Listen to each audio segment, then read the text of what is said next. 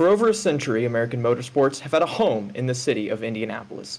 In that time, tradition, prestige, and racing history have given rise to the legendary status of one of the world's most famous racetracks. Tonight, the Formula College Championship seeks to add its own page to the history books with the running of the Golden Eagle Scholarship 500 presented by Texas A&M Texarkana. For the first time, the Collegiate iRacing League will run 500 miles, and they'll do it here at the storied Indianapolis Motor Speedway. Good evening, everyone. I'm host Cade Corbin, here to bring you flag-to-flag coverage from the virtual Brickyard. This is going to be the second oval of the season.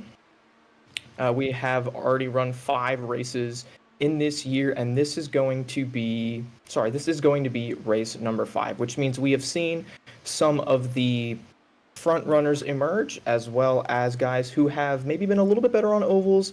Others have been a little bit better on road courses. But just because this is an oval doesn't mean that it's anything like any other race that we have ever done. Indianapolis is a unique track. It is a track of its own. And today these guys are going to be tested in a way that they never have before, not only because of the uniqueness and the difficulty of the track, but also because, like I said, for the first time, we will be running a full-length race here in the CIL. 500 miles, just like the real-life Indianapolis 500.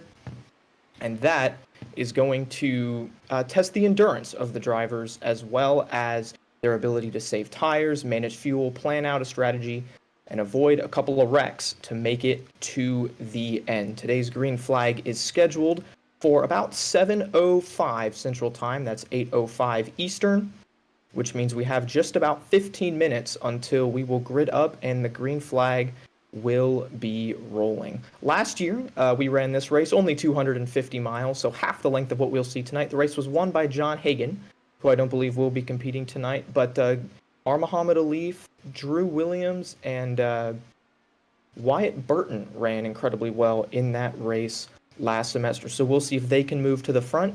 I mentioned that we have had one oval race thus far this season. That race was won by Ryan Whitlock, and we also saw good runnings there from Connor Baldwin and Clint Halterman. So those could be 2 other drivers to watch as we turn left only for just the second time this season. Do we want to go over a couple of rules? The 105% rule is in effect.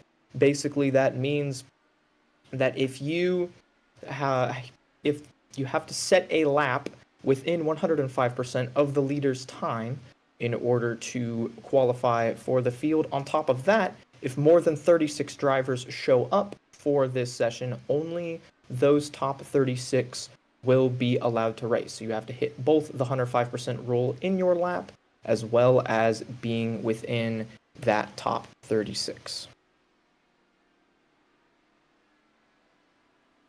And we are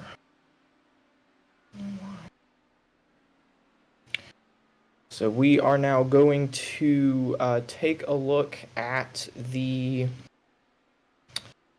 track. We are having a little bit of difficulty here. I can hear myself. I'm getting a little bit of an echo for some reason, but we'll try to get that worked out in the background. As we take a look at our track layout here, you can see it's 4 turns, pretty much a perfect rectangle.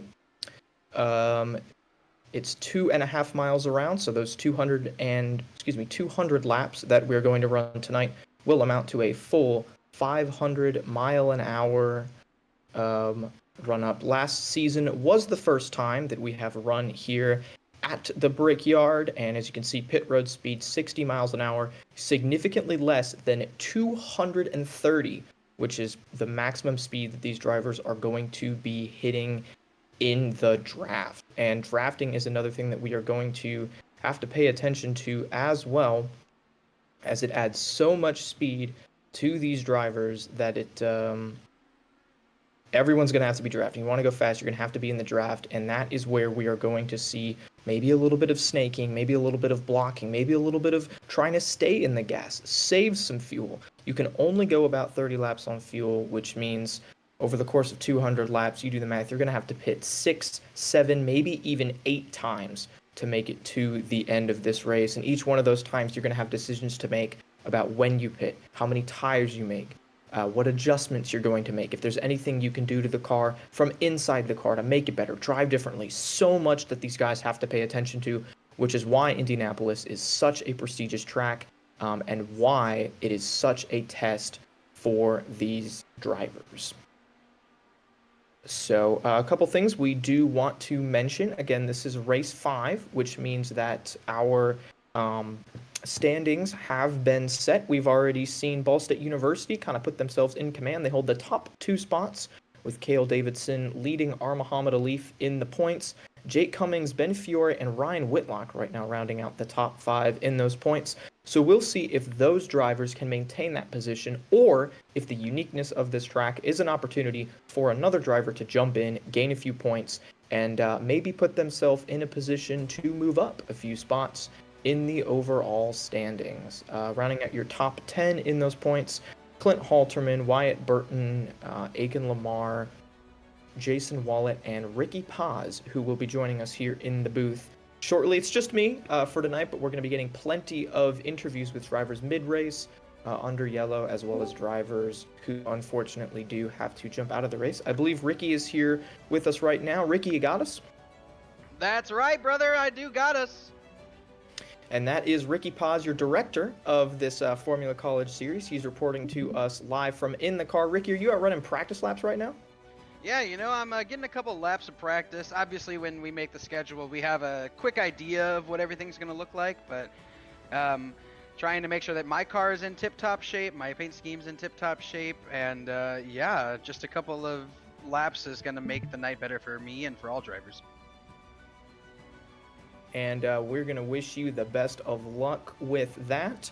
Taking a look at some of those laps that are being run right now in that practice session. Practice set to end in just 7 minutes, so only a little bit of time left for drivers to make those last few adjustments. Right now, leading practice, Nick Stockner with a 38.9, which is incredibly impressive. I ran a few laps early, and I was only able to get down to the 41-second range. So a 38.9 for Nick Stockner. Jason Wallet coming in second in practice right now with a 39 flat. Those are going to be the times that guys are aiming for in qualifying. Ricky, what is the strategy for qualifying here as you try to start the best that you can, and some guys maybe even trying to just not miss the field?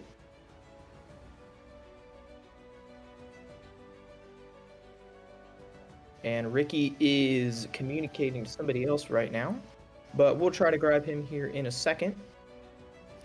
One other thing we do want to mention, we saw last week on road courses, there was a mandated compound tire swap as well as push to pass.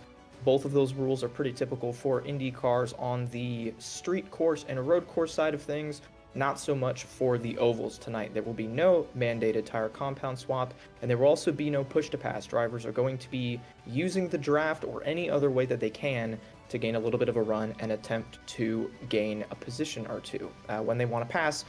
However, we do want to mention that there is a fast repair available. So anybody involved in a wreck is going to be able to come down pit road and repair that car. What we are going to take a look at now, I believe, is a segment that we've had prepared by Edward Sanchez, who gave us a few keys to success for this race.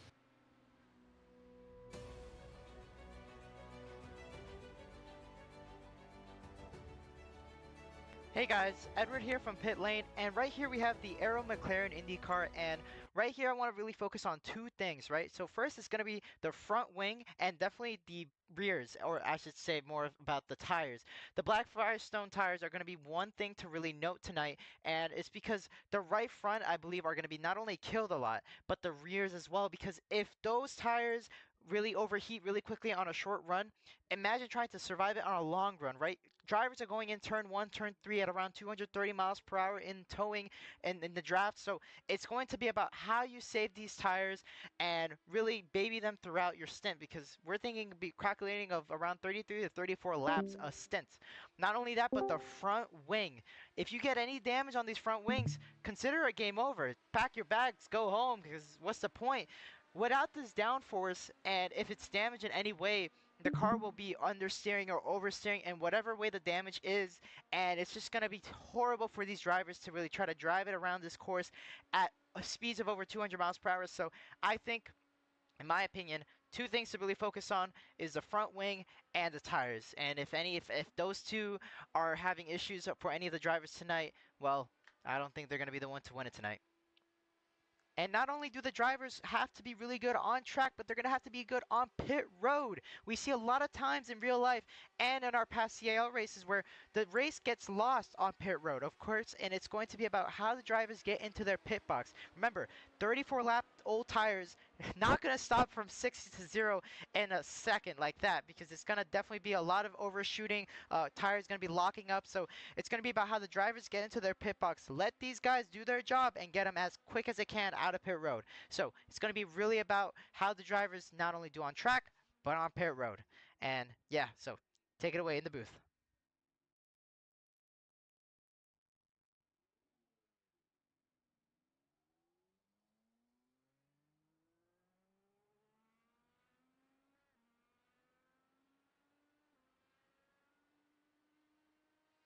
And that was a great little segment that we had prepared for us by Edward Sanchez, our social media director, who also sometimes steps in here in the booth. Unfortunately, not able to join us this week, but he was able to join us in spirit with that great little look in at what some of these drivers are going to be paying attention to. Wing damage going to be so critical, tires going to be so critical, fuel going to be so critical, and getting on pit road is another thing to pay attention to as well. It's incredibly hard to get these cars to slow down all the way from, like I said, 220, sometimes 230 miles an hour, all the way down to that 60 mile an hour pit road limit.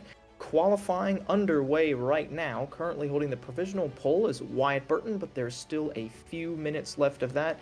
In that time, I want to thank our production crew right now. We got Lee Kane going on behind the scenes, putting this race on for us, as well as Alex Hallinar up there in the stewards booth. So special shout out to those guys for helping put this on, and all of the admin team that helps make the CIL possible. We have a lot of great guys behind the scenes, just like Ricky, just like Lee, guys who commit their time to make sure that everything runs smoothly in this league. This is the Formula College Championship. We also have 3 other series that we run here in the CIL. We run the NASCAR Cup Series on Monday, Short Track Series alternates Tuesdays, and the Sports Car Series once a month on Thursdays. And all of the guys that work behind the scenes to make those possible, I want to shout you guys out. Great job. Keep doing what you're doing, and we will continue to put great racing on here on the CIL YouTube channel. If you check the description of this video, you'll see links to all of our social media pages if you want to give us a follow there. Check out some of our content. Really helps grow the league, really helps us get our name out there, get some engagement. And if you want to join us, get behind the scenes, maybe you think you have what it takes to drive a car out here on track, go ahead and join our Discord in the description of the video. You should be able to get in there. We'll get you set up and get you racing as soon as possible. If you just want to know what goes on behind the scenes, you're welcome to join that Discord as well. But all of that is courtesy of the CIL. And we are just seconds away now from the end of qualifying. So, if we do have a chance, do we have a way to potentially get a walkthrough of a lap? Well, let me tell you something, guys. While I'm still here, I'm about to complete my lap. If you want a good walkthrough. And let me say a quick correction before we start. This is a 10-minute qualifying because of the nature of us starting 1 hour earlier. The league directors decided it would be beneficial to all of us to start 1 hour earlier for a full-length race. So I'm gonna be quiet and focus on my lap here, and feel free to watch along.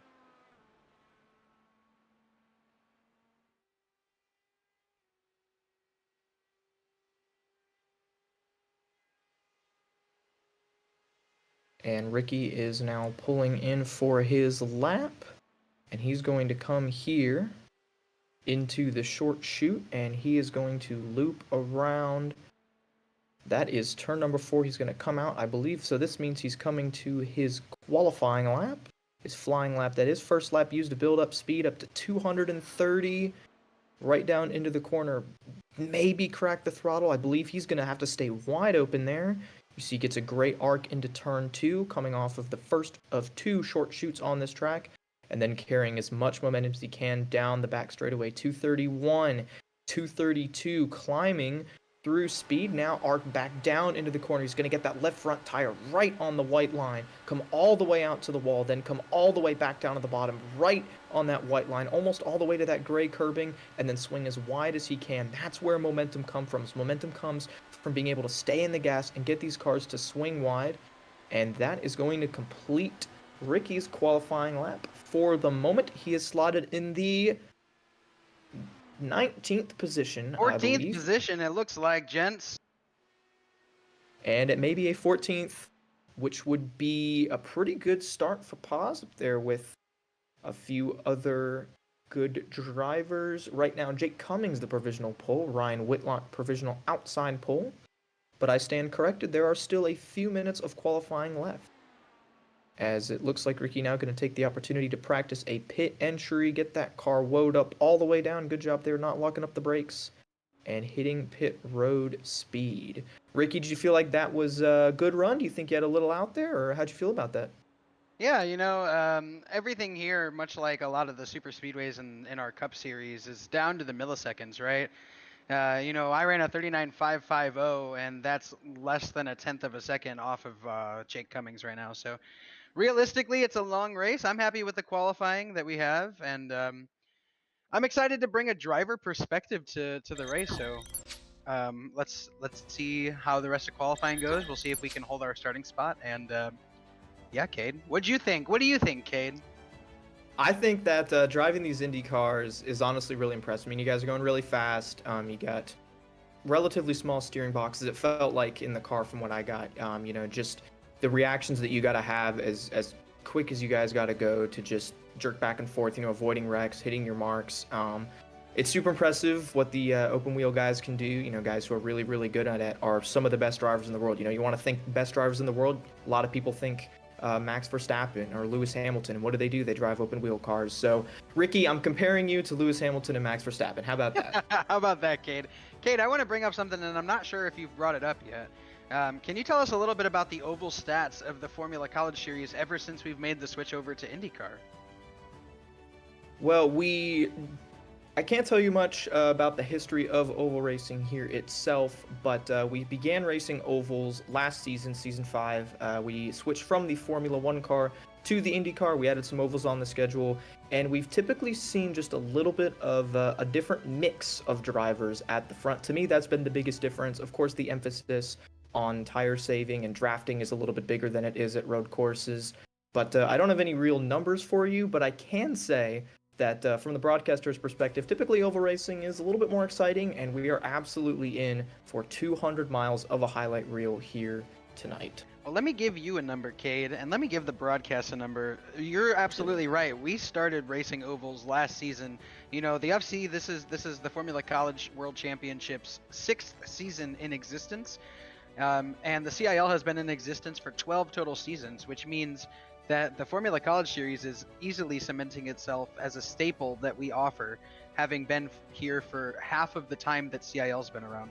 So that's a number. But the number I really want to bring to you, when we go to oval races, every single oval race that the Formula College Series has offered, we have had a different winner.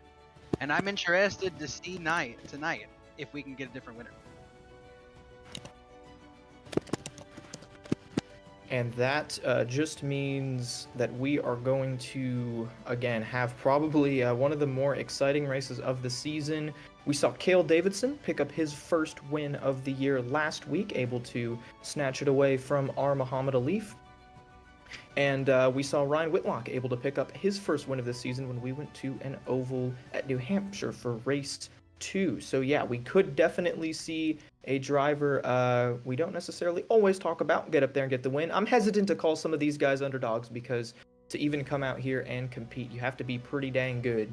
But I believe qualifying is complete, and I believe Jake Cummings has won the pole, managed to hold on to it there through that session with a lap of 39.493. So let's take a look at your starting lineup for the first ever Indianapolis 500 presented by Texas A&M Texarkana. On the front row for this historic occasion, it's Jake Cummings, number 95 from Converse University. He'll start alongside Ryan Whitlock, the number 81 from the University of Alabama in Huntsville. Coming off in row number 2, it's our Muhammad Alif, your point leader. Second place in points, and he's won multiple races this season. Our Muhammad Alif, number 12. He starts alongside Ben Fiore from Marist College in number 55. And rounding out your top 5, it's Wyatt Burton from Trine University. He'll be rolling off in the number 26 car. He starts alongside Lucas Moody, also from Ball State, that number 13, sure to be fast. Lucas Moody starting 6th. Rolling off in 7th, it's another driver from Ball State, this time number 64, Nick Henley. He starts alongside Mario Miranda, driving the number 99 in a one-off start tonight, and it is sure to be an exciting one for Miranda. This is his first Formula race of the season. Rolling off in 9th, it's Cup Series director Nick Stockner from Clemson University in number 124. He starts alongside fellow OWR alumni driver Clint Halterman, number 100 from UNC Charlotte. That rounds out your top 10. Starting 11th, another driver from Ball State, the Wall of Ball, Dylan Beatty, number 20, alongside Marlo Duncan, that yellow submarine machine, the number 84 from the Milwaukee School of Engineering. Inside of row 7, that's Alex Finnerty, number 321 from UNC Charlotte, and Ricky Paz, number 19 from East Carolina University, up here in the booth with us. He's on the outside of row number 7. And rolling off row number 8, from Ball State, Cale Davidson, number 2, last week's race winner and your point leader. He's got a few cars to make up, but he should be able to do it. He starts alongside Wingate's own Brandon Schulenberger, driving the number 7. Starting 17th, it's Drew Williams from Clemson University in that 123 car. He starts alongside Jason Wallet from Drexel University in number 76. And rounding out your top 20, Andrew Burrell, another driver from Clemson, number 121, representing the alumni class, alongside rookie Keegan Kollick, number 29, from St. Clair College. Alexander Diamond, number 049, from Drexel University. He rolls off 21st, with Connor Bingle, my man, making his IndyCar debut. He rolls off 22nd from the University of Alabama in Huntsville. Rolling off 23rd, it's Riley Berkins from New England College, driving that number 33 car. He starts alongside another alumni, Aiken Lamar from Howard Community College. 25th, it's Zohir Mirza from St. Clair College in that 24, alongside Joseph Grjalva from Purdue, starting in the 47. And back here in row 14, it's Jacob Dick from Ball State University in the number 22, making his first start of the season. He starts alongside another rookie from St. Clair College, Grant Schiller, who will be representing the number 45. And rounding out your top 30, it's Adrian Tubakovic from St. Clair College, alongside Andrew Voigt, number 9 from Penn State University. Starting 31st, making his first start of the season, it's Caden Hughes, number 86 from Burton Parker College, alongside Carson Wallers. Great run last week at Long Beach. Wallers looks to continue that momentum for Paul Smith's college. And I believe that is it, as there were 32 cars registered for the session. All 32 of them made the field, which means we have a full field of full competitors, everybody able to set that lap time within the 105% rule. And it is going to be a great one. 32 cars. We're going to roll off double file here in about 10 seconds. We'll start gridding up, and it is going to be great. I'm going to go ahead and make my pick here, who I think is going to win this race. I'm going to go ahead and take a couple of guys. I think it's a double-length race. I think I should be able to pick two.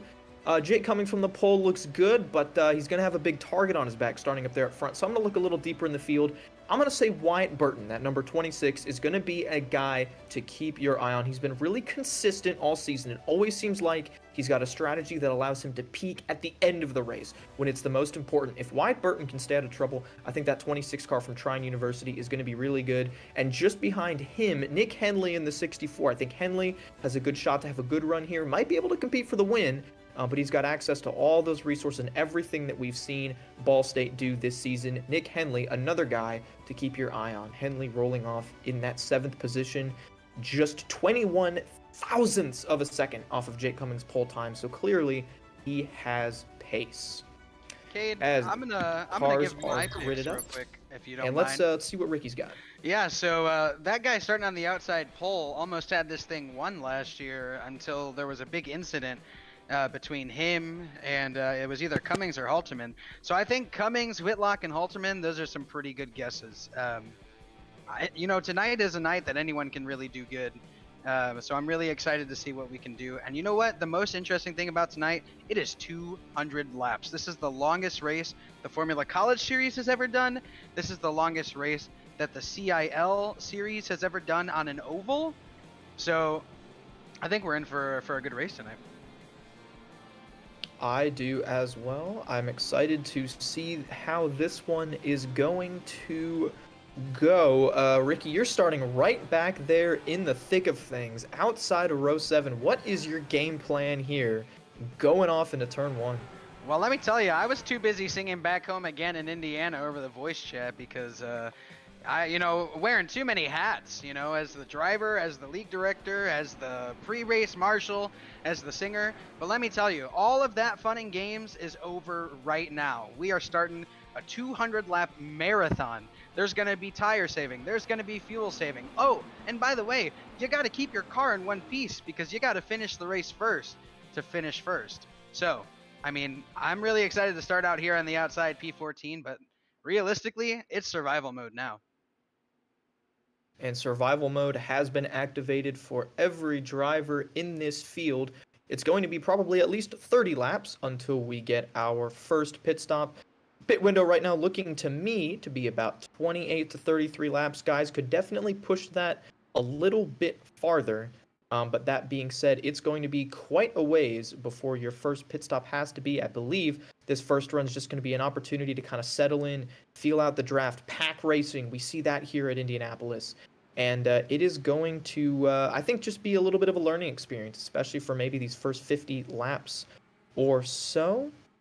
It looks like the pace truck is going to pull off. We are coming to green. Jake Cummings on the inside. Ryan Whitlock on the outside. The green flag is in hand, and we're racing at Indianapolis.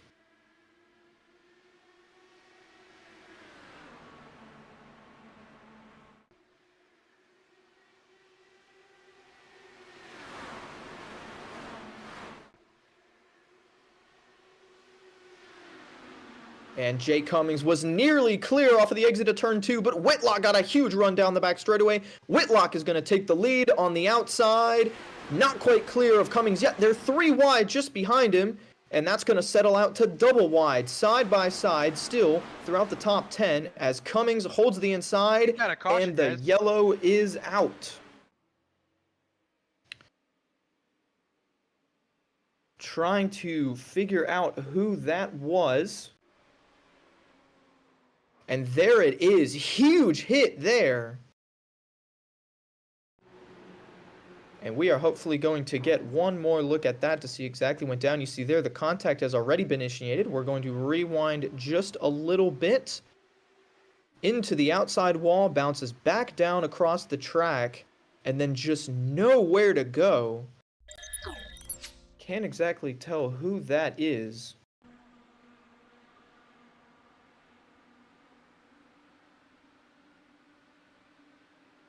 But yeah, just into the outside wall, that blue car there, it is really foggy, so it is as hard for me to tell as it is for you guys to tell.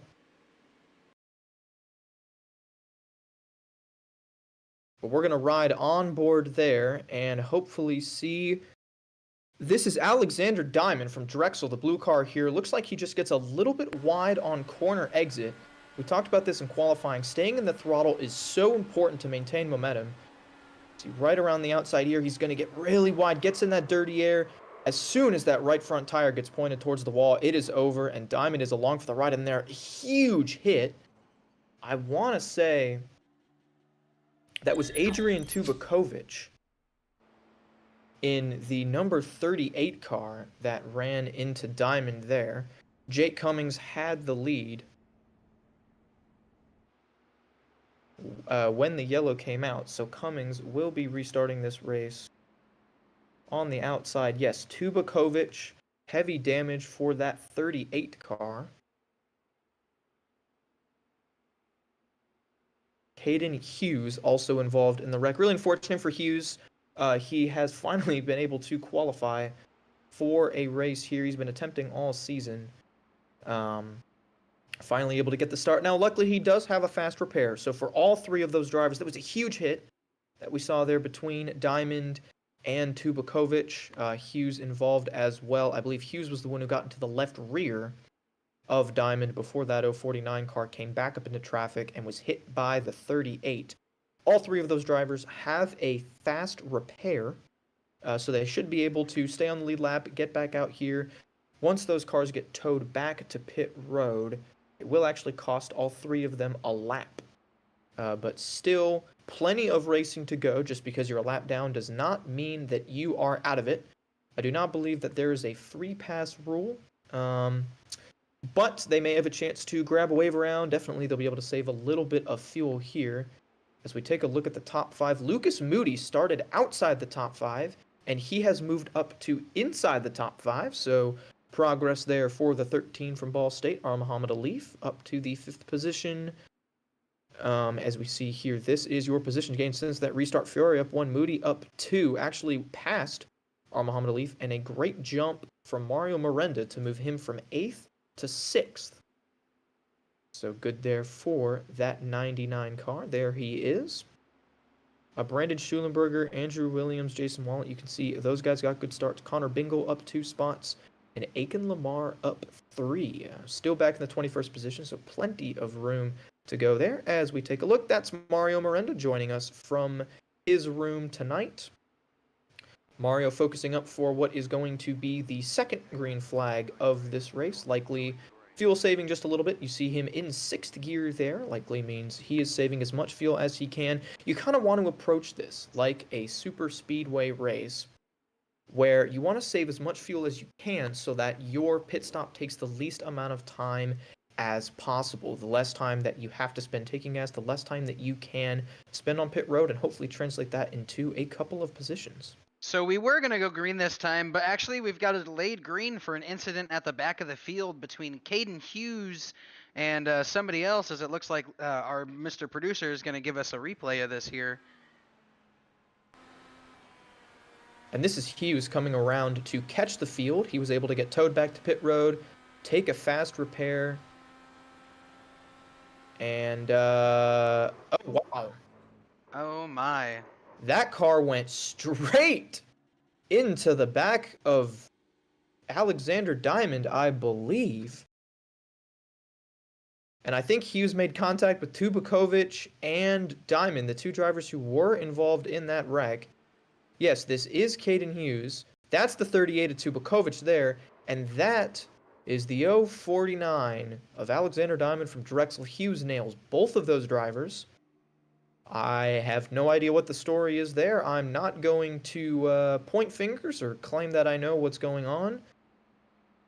But that is not typical. Yeah. Yeah, Wow. that's a shame. Hopefully, I know Caden used his fast repair, so that might be night done for him. But hopefully, those other guys are able to get it fixed. And I mean, you said it at the beginning of the broadcast. These cars are not for the faint of heart. These cars are difficult to drive. These cars are fast. They are beastly, but they are fragile. And so I think that we realized that right there. And all three of the cars involved there, Diamond, Tubakovic, and Hughes, still on pit road. So likely that they are either repairing damage and going multiple laps down, or they will be done for the day. We'll have to wait. Hopefully, we'll get an update from those guys. If not, we may try to bring them up here for an interview. But we will just have to see. Yeah, it definitely would be good to get a few perspectives on that incident. So we'll see if those guys are done for the day. We may be able to bring them into the booth We and are going see green here, what has though. happened. We are coming to the green. This is going to be a single file restart. Thank you, Ricky. It's going to be Jake Cummings, Ryan Whitlock, Ben Fiore, Lucas Moody, and R. Muhammad Alif. Your top five coming to the yard of bricks. 195 to go. Cummings leads us off in turn one, braking hard in the back. Huge crash, multiple cars involved. That's Zohir Mirza in the 24. I see Ricky Paz. That was Ricky, fun. 6 cars getting collected. And we're going to rewind here. If we could get an onboard shot, you see, I believe that's one of the St. Clair cars pulling to the inside. Something happened up front. If I'm honest, I'm not really sure what happened, but there was a huge checkup for the leaders. And by the time I avoided everything, I mean, it was just too late. It's just in front of Paz. That's Brandon Schulenberger. And then Mirza comes in and slams that 19 car. But the 24 was already out of control. If we could get a look here of what happened at the beginning, because like Ricky said, there was a huge checkup.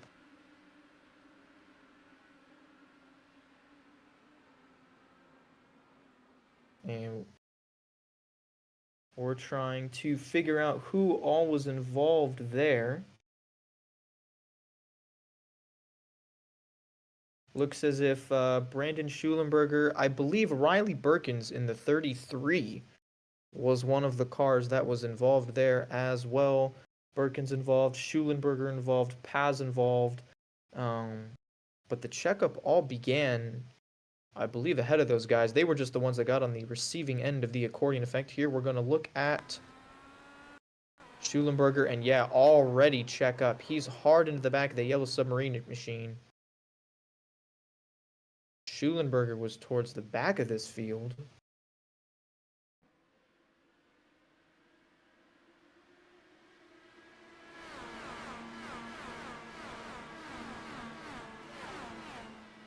It's just an explosion of cars as Schulenberger gets hit while spinning there. Yeah, Schulenberger involved, Mirza involved. I see, of course, Ricky Paz involved. I believe Connor Bingle may have been involved in that one. That 68 car, really unfortunate for him, but that may be one more guy to check out. You see here Schulenberger, Mirza, and everybody else involved able to take a fast repair. So they are going to line up, I believe, one lap down. But still in this race, like we said with those other guys, just like Diamond and Tubakovic. Still in the race, just for the moment, a lap down.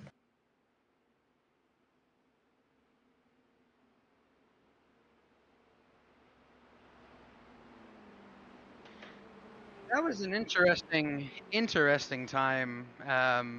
Definitely some weird games being played up here, and I think the most interesting thing with ovals is that the restarts are just that much more important. Yeah, track position is something that is going to be on the mind of everybody all race. It's in some cases very difficult to pass, at least in large chunks, at a track like Indianapolis, where the draft is so strong it keeps everybody kind of in a line. You can't necessarily go 3 or 4 wide and gain a whole bunch of positions. Although, of course, as I say that, we see Andrew Voigt is up 13 since the beginning of this race. But once it really gets going, it is hard to gain chunks of position. Just makes passing on restarts all the more important, which I believe is what someone was attempting to do there.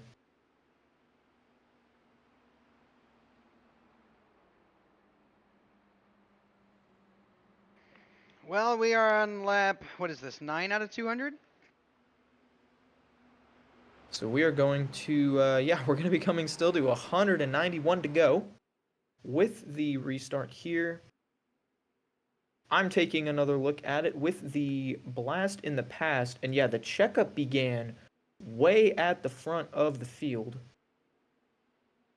and it just stacked up until Brandon Schulenberger was the first driver to make major contact. But yeah, like I said, it was an accordion effect that began up at the front of the field, and that accordion compresses, and as the day compresses, the guys in the middle are kind of able to get away with it, but that stretch is just so big to the guys at the back that nothing Schulenberger could do, nothing Paz could do. Ricky, did you take a fast repair there, or are you still out? Had no choice, brother, but we're coming to the green here. We'll see what we can do.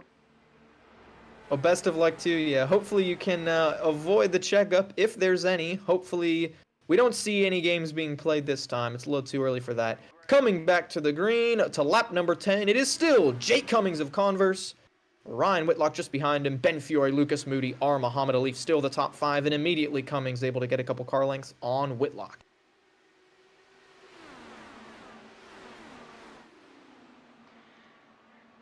It's going to be single file. Looks like we got a clean restart, guys. It's very nice to see that after our opening few laps. And it's single file all the way through the field, except for at the lead, where Whitlock dives to the inside, heading into turn 3, grabs that preferred lane, and clears Jake Cummings. Ryan Whitlock from the University of Alabama in Huntsville to the lead off of 4, and he's going to lead lap number 10. Cummings hot on his tail. Cummings going to get the draft down the straightaway now. Decides not to pull out a line. Whitlock leads us down into turn number 1.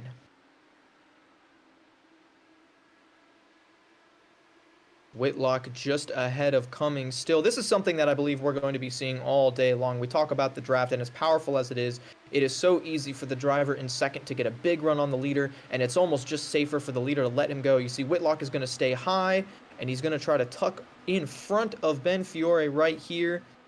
Easily clears the 55 and just tucks right in behind Cummings, and now it's going to be Ryan's turn to do the old switcheroo.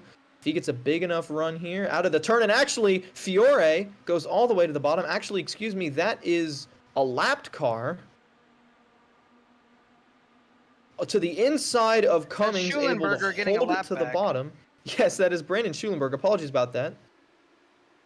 Fiore there in the red car. Schulenberger, meanwhile, has no incentive to hang on in line. He, as it sits right now, is 2 laps down. If he can get 1 lap back, that would put him 1 lap closer to being right on pace with these guys. Clearly, he's got the speed. He's just got to get up there and get those couple of laps back. Jake Cummings leading him for now, but there's now a lap car between Cummings and Whitlock. Here's the move from Schulenberger. He's going to get back to 1 lap down. My apologies there. That is Ben Fiore in the red car outside of 2 wide. Lucas Moody looking at his inside. But Fiore gets the run on corner exit. Able to stay ahead of Moody. And just behind Moody is Ball State teammate R. Muhammad Alif. So as now Cummings does the switcheroo. I was about to say it's pretty common for that switcheroo to take place between first and second. But right now it looks like it is going to be taking place between first and 27th. Which is where Schulenberger sits after all of the calamity of the first 2 green flags.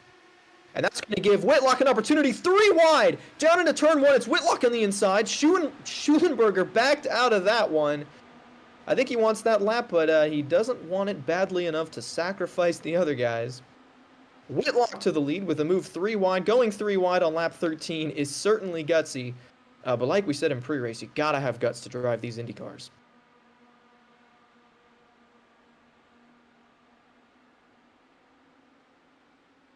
Heading out of turn 4, now into turn 4, excuse me. We'll be out of 4 this time. We'll see if Cummings gets that run and tries the old switcheroo once again. Wyatt Burton working his way up to the 4th position. I believe something happened to R. Muhammad Alif. Alif dropped back, was running in 5th, I believe. He's now back to 8th, which moves Mario Miranda there up in that white car. That is Miranda up to the 6th position. As Moody now looking to the inside. He wants 3rd from Fiore. He's going to get right on that left rear wheel. Oh, that's these lap cars are confusing me. We'll have to reevaluate how we're doing this a little bit. But no, that's right. I was expecting the ECU paint scheme, but no, that is a tribute to Pato. Was that a Pato award scheme? That's a Pato award scheme, brother. And back up front, 3 wide again. Whitlock backs out of it. Cummings goes to lead, but yes, pause here. I saw an all-black scheme, and I was like, oh yeah, that's got to be the Moody Missile, right? But no, that is Ricky Paz up here in the booth. He is fighting to get his lap back as well, as Schulenberger and Cummings nearly made contact on corner exit there. That's going to give a huge draft to Whitlock once again. Whitlock goes inside of 3, down into turn 3. Ryan Whitlock grabs the lead. Still, he's going to have Schulenberger on his outside. Can't use all that runoff. That's going to give a run for Jake Cummings once again. Cummings going to stick to the bottom. Now Cummings at the inside of Schulenberger. Cummings gets blocked by Whitlock. Now there's still 3. Now Burton looks to possibly go 4. The 26, I think, wisely backs out of it. And he'll hang back in the 3rd spot, but fighting up there with Schulenberger and Whitlock. Now Burton is up into the mix. He was able to get around Fiore and then block that 55 car. But it's wide. Burton up to 3rd. Great run for that Trine car.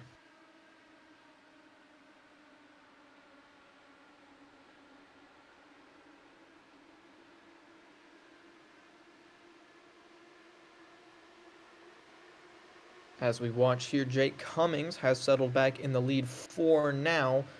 Although what I'm seeing here is that draft is significantly more powerful than I'd originally thought it was going to be. I definitely thought that it was going to give you some help being able to get a nice toe down these straightaways, but it has allowed some pretty aggressive moves. We saw 3 wide. We nearly saw 4. And again, we're not sure what happened to R. Muhammad Alif, but he dropped from 5th to 8th.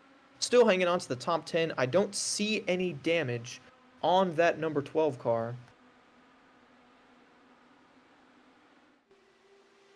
But still hanging on to the top 10. Alif has proved himself to be really good when we're turning left and right. We'll see how he can do when we take those right turns out. It's really wide on corner exit there. Can't quite see who that was. I believe that's the 24 of Zahir Mirza. Going another lap down. Possible damage on that 24 machine. There's a lot of black cars out here today. I think maybe we should do something about that. But yes, that is Zahir Mirza there on the outside. Slow car from St. Clair College. Unfortunately, I believe would have taken a fast repair. So not sure if there's any damage to that car or if Mirza is just trying to get out of the way. Certainly the courteous thing to do. You know, this early in the race, you don't want to get in the way, as now Burton has got around Whitlock. Burton going to draft up to Cummings. He possibly has a shot to get to the inside here, but Burton is going to lift and stay just behind that 95 car. Nearly catches Schulenberger. Brandon Schulenberger still doing everything he can to get one of those 2 laps back. Now he's got Burton at his inside. Whitlock, a big run up to Burton. And the 81 going to stay back there, and he's going to be content to just be clear of Fiore down into turn 3. Burton clears Schulenberger off of 3 now into turn 4. Burton should get a pretty good run down the straight here if he wants to take the lead. I mean, this car has been on a charge. We talk about fuel saving. We talk about tire strategy, but Burton doing none of that. He goes to the lead. Now Whitlock and Cummings side by side for 2nd. And off the outside, it looks like Cummings is going to get the run, and he's going to be clear, but again, that's just momentarily. These guys can trade positions all day long. Wyatt Burton now holds the lead. A quarter car length. Cummings moves to the inside, and it looks like Jake Cummings is going to look to grab the lead back before they come out of 3, and as they come out of 3, he will grab that lead. Burton settles into the second position. This is going to be, I believe, the story of the race, as Fiore gets a run on Schulenberger there. Ricky, you got something for us? Yeah, there is fighting everywhere right now. Every single position on track is being contested lap after lap. And let me tell you this, everyone's fuel saving too. So if you can save fuel and still contest for these positions, I think we've got a great day ahead of us there, Cade. And you are exactly right. If there's fuel saving, it is not hampering the quality of racing. We see side by side all throughout the field. Now Whitlock again jumps out of line. He's to the inside of Jake Cummings. And Whitlock isn't going to be able to get that pass done this time. The run goes to the outside car. Cummings gets a good corner exit of 4. And he's going to get the draft of that 26 as well. You see Fiore right there in the 4th position. He snakes out a line to get the draft of Whitlock. He is clear of Schulenberger. As now Mario Miranda has got around Lucas Moody, and Miranda going to look to the inside of the 7 car as well.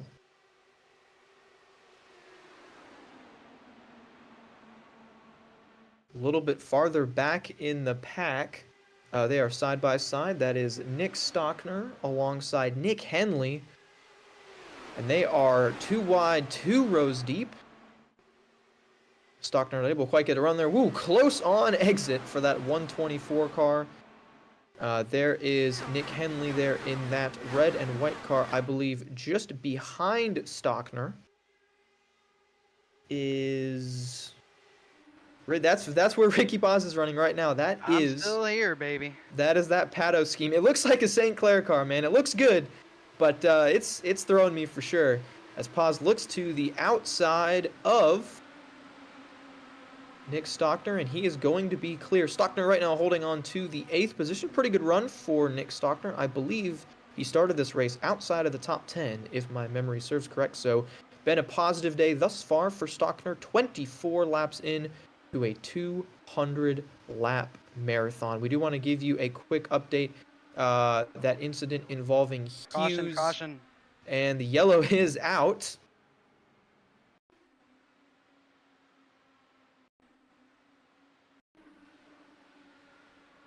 And that is Joseph Grijalva, the 47 car from Purdue.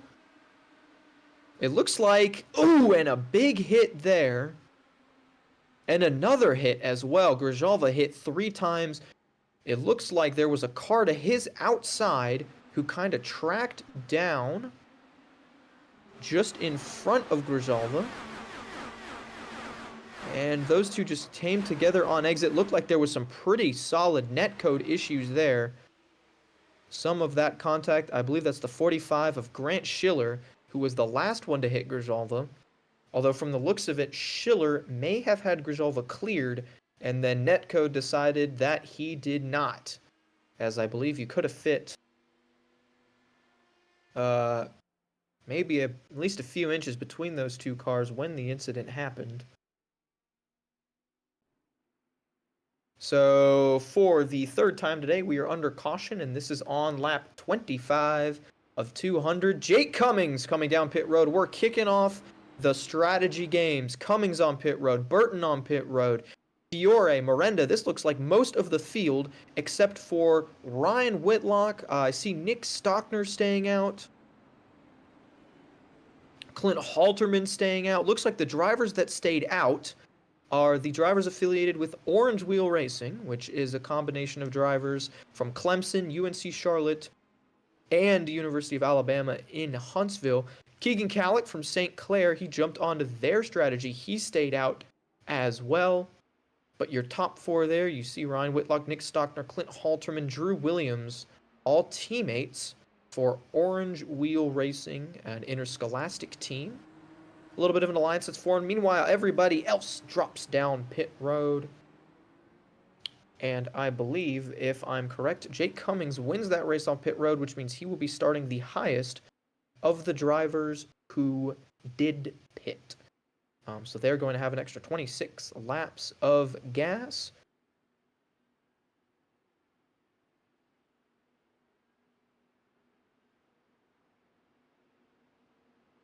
But Ricky, what's the strategy here? We've seen a split now where the top 6 have stayed out.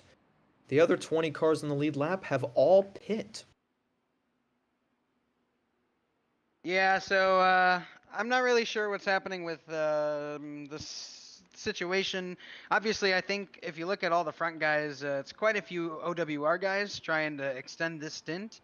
Pretty much everyone else pit, so split strategy is going to be interesting, but you know, I don't really know that it matters. We have so many pit stops left. I think I'd rather take the new tires and the fuel than stay out and have to pit early. I don't really understand the play here. We will see if it works out for those OWR guys. Tires were another factor that I sort of didn't think about off the bat. I was thinking fuel, but yes, tires are going to play a factor. We found that they don't wear a whole lot. We haven't seen a lot of speed fall off, but you do lose grip, which makes it much more difficult back in the pack to make moves and yeah, try to gain positions. And looking back on the wreck here, it was Andrew Voigt. That is Voigt from Penn State, came down just a little bit. He was the outside car that just made a little bit of contact with Joseph Grijalva. Grijalva went around, and as he spun back up into traffic, collected a couple of other cars. One of them, I believe, was Grant Schiller, and Riley Birkins, I believe, also got some damage in that wreck. We're going to delay the restart one more lap here as we try to get this figured out. There's Andrew Voigt right now sitting in the 16th position. It's not like he went out and necessarily did anything wrong there, just one of those racing deals. You want to get as close as you can on corner exit, as this was actually the incident that involved Birkins there. That is Birkins and not Staley in the 33 car. We apologize for the name mismatch. But Birkins entering pit road just behind the 22 of, I believe that's Jacob Dick. And there is a huge checkup, and then Birkins gets up on the right rear wheel, nearly goes over the wall. Sorry, that is the 4 of Carson Waller's, not Jacob Dick. A couple of yellow cars out here as well. And I believe that Birkins thought there was enough space there to fit a car, and it was another one of those netcode incidents. Now we ride along Carson Waller's coming down pit road. And I have to imagine that the 4 missed his pit box. I believe the 4 missed his pit box, realized it a little bit too late, mashed the gas, and when you combine that with netcode, you get the bad ending for Riley Birkins. So that's why Birkins is there at the back. Birkins actually avoided that crash earlier, but unfortunately now finds an issue on pit road. So this strategy hands the lead over to Ryan Whitlock. Nick Stockner going to be your top 2.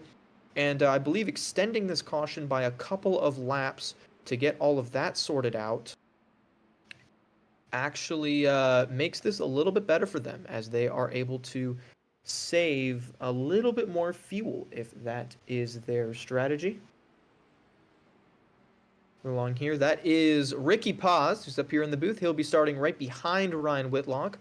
Unfortunately, Ricky right now is 2 laps down, but he's going to look to grab one of those back. Not impossible for him to get back in this race. Right now, it's in control of Ryan Whitlock. University of Alabama in Huntsville is going to lead us to the green. He's on the gas, and once again, we're racing in Indianapolis. Already side by side, farther back in the pack, I believe that was Ben Fiore, but Whitlock able to take a commanding lead. There's Fiore able to get that sorted out single file. He was alongside Mario Miranda and completed that pass. But farther back in the pack here, you see these were the guys who were battling up front. That's Wyatt Burton to the inside of Jake Cummings. It's not for the lead, but it would be to be the first driver on this strategy. Burton gets clear. He's going to just tuck up behind the 95 for now. Gets in front of Ben Fiore. But Cummings, again, leading that strategy of guys trying to do something a little bit different. As now Paz gets ahead of the leader, and That is Stockner with a look to the inside. Stockner going to go low into 1. He's got the lead from Whitlock for sure. He's trying to get around Paz. Halterman now up to the 2nd spot. He's gotten around Whitlock as well. And Drew Williams moves up to the 4th position as Halterman going to split the middle to the outside of Stockner. And not quite clear, and now he's clear. Halterman goes to the lead, slides up in front of Ricky Paz. Now back down to the inside. He's got about a car length on Stockner now. But Stockner, that's a little bit of teamwork there. Halterman moves down the track. Now Stockner back up to the top. They were dead even at the line. But Stockner has the run, and Halterman is going to let him clear down into turn number 1. I believe we're seeing a lot of teamwork right here. We talk about how powerful that draft is. Well, when you're running around guys that you can trust, guys that you know are going to work with you, they can provide that draft to you. And they can also not block car going around in the back and bouncing back up into the field. The caution is out. And that was Connor Bingle, number 68 from Huntsville, gets up into the wall, pounds the inside, slides back up onto track. And that is a huge crash for Connor Bingle in the 68. And it was Joseph Grijalva again. Grijalva, a guy that we've already seen in a crash, which means that the Purdue driver has already used a fast repair. But it looked like Bingle fell to one of the classic Indianapolis traps. It'll reach out, it'll grab you, and it'll tempt you to go just a little bit wide on corner exit. And like we saw earlier in this race, if that right front tire so much as touches the outside wall, it'll shoot you across the track, and it could end your day. I believe Bingle already had used a fast repair. So for both him and Grijalva, that would be either the end of the race, or it would mean a long time spent on pit road repairing that car. So either way, effectively out of contention. But it looks like Bingle is going to retire from this one. We'll see if Grijalva decides to try to continue on. But we can see, actually, we may be able to get an interview with Bingle here.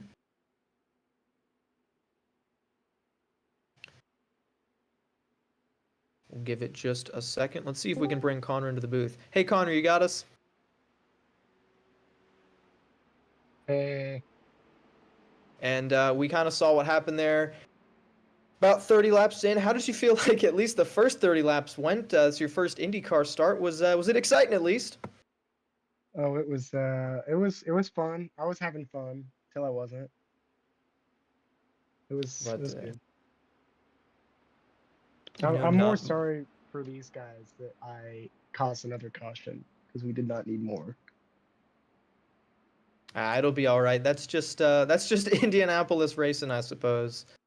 But yeah, you're not the first one that we've seen get up and just get a little bit too close to that outside wall. We talked about how important it was to gain momentum. We saw a little bit of a strategy split there. Were you onto that at all? What was your perspective of that? And I think you were a couple laps down, but do you think you had a shot to get back in it?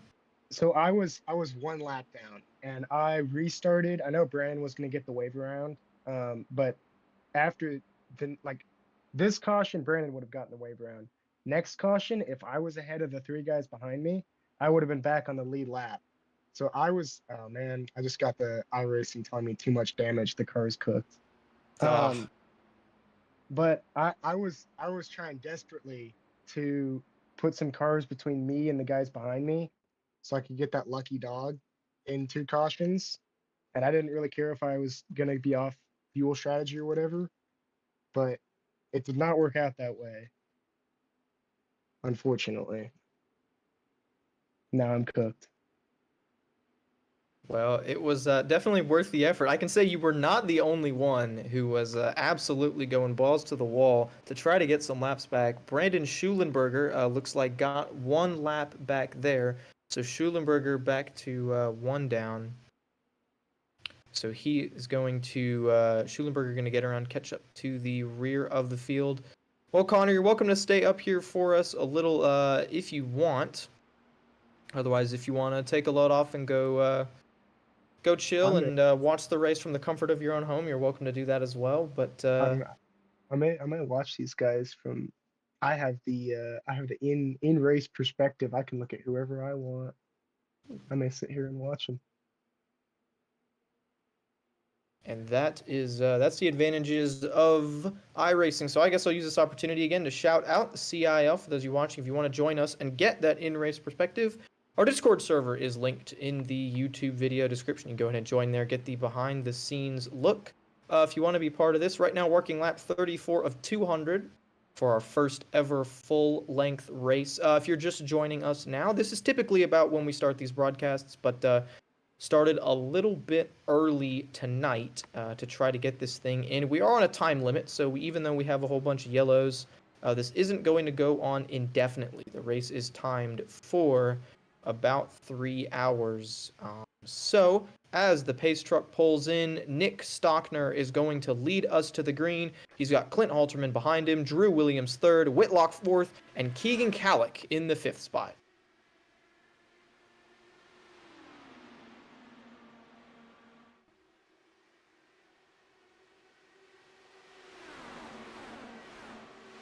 And I believe these guys are just going to settle into that same routine that they were running last time. You see Halterman swing to the bottom. No surprise there.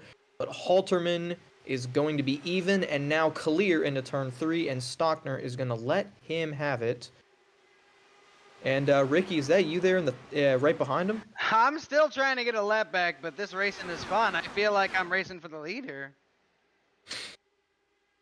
Oh, I know I'm not. I know I'm not racing for the lead, but it feels like it. What Stockner, however, is racing for the lead, and Stockner jumps to the front. He's ahead of Halterman and Paz, and that's Drew Williams there in the third spot. He's got 3 cars between himself and the lead, but one of those is Ricky. Ricky trying to get one of his laps back. Halterman now to the inside. Paz gonna follow, and Halterman gets the lead back. In turn 3, Stockner slams the door on Paz there. A little bit of a crossover move, and Halterman gonna let him have it. That's the benefit of having friends. Paz has the opportunity to go 3 wide. I think it'd be funny if it happened, but he is not going to. Instead, it's Drew Williams. Williams had to look 3 wide for the lead, but backed out of that one. You can see he backed way off the gas, but did a good job making sure that he made the corner, hit the apex there, and tucked right into line.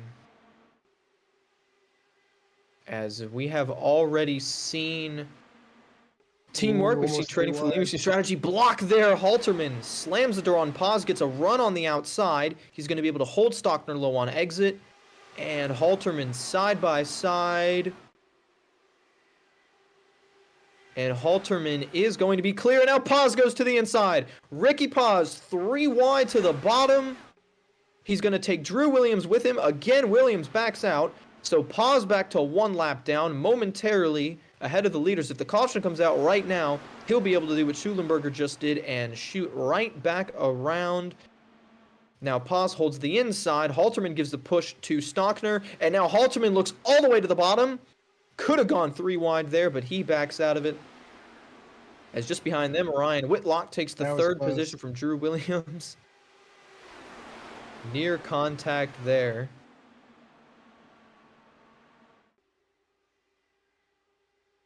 Man, I know these guys in 4th and 5th are praying these guys keep it clean. Ricky doesn't wreck the whole field. I'm praying that I keep it clean so I don't wreck the whole field too. I mean, this is some great racing right here. And Ricky is blocking a little bit there, and now a move. This is that's Stockner diving to the bottom. Stockner and Williams, man, their cars look there's a lot of similar looking cars out here. We gotta get some variety going. We gotta talk to our paint guys.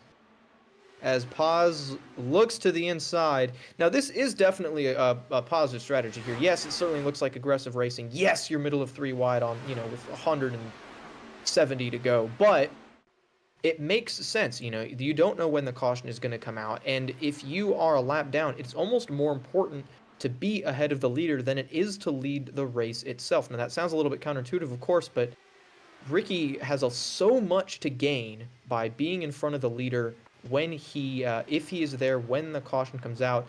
We've seen the lead swap so There many it times is, that, baby! and there it is, and Ricky Paz, as the strategy plays out perfectly for Ricky Paz. Now it sucks for whoever was involved in the crash. I believe it was Carson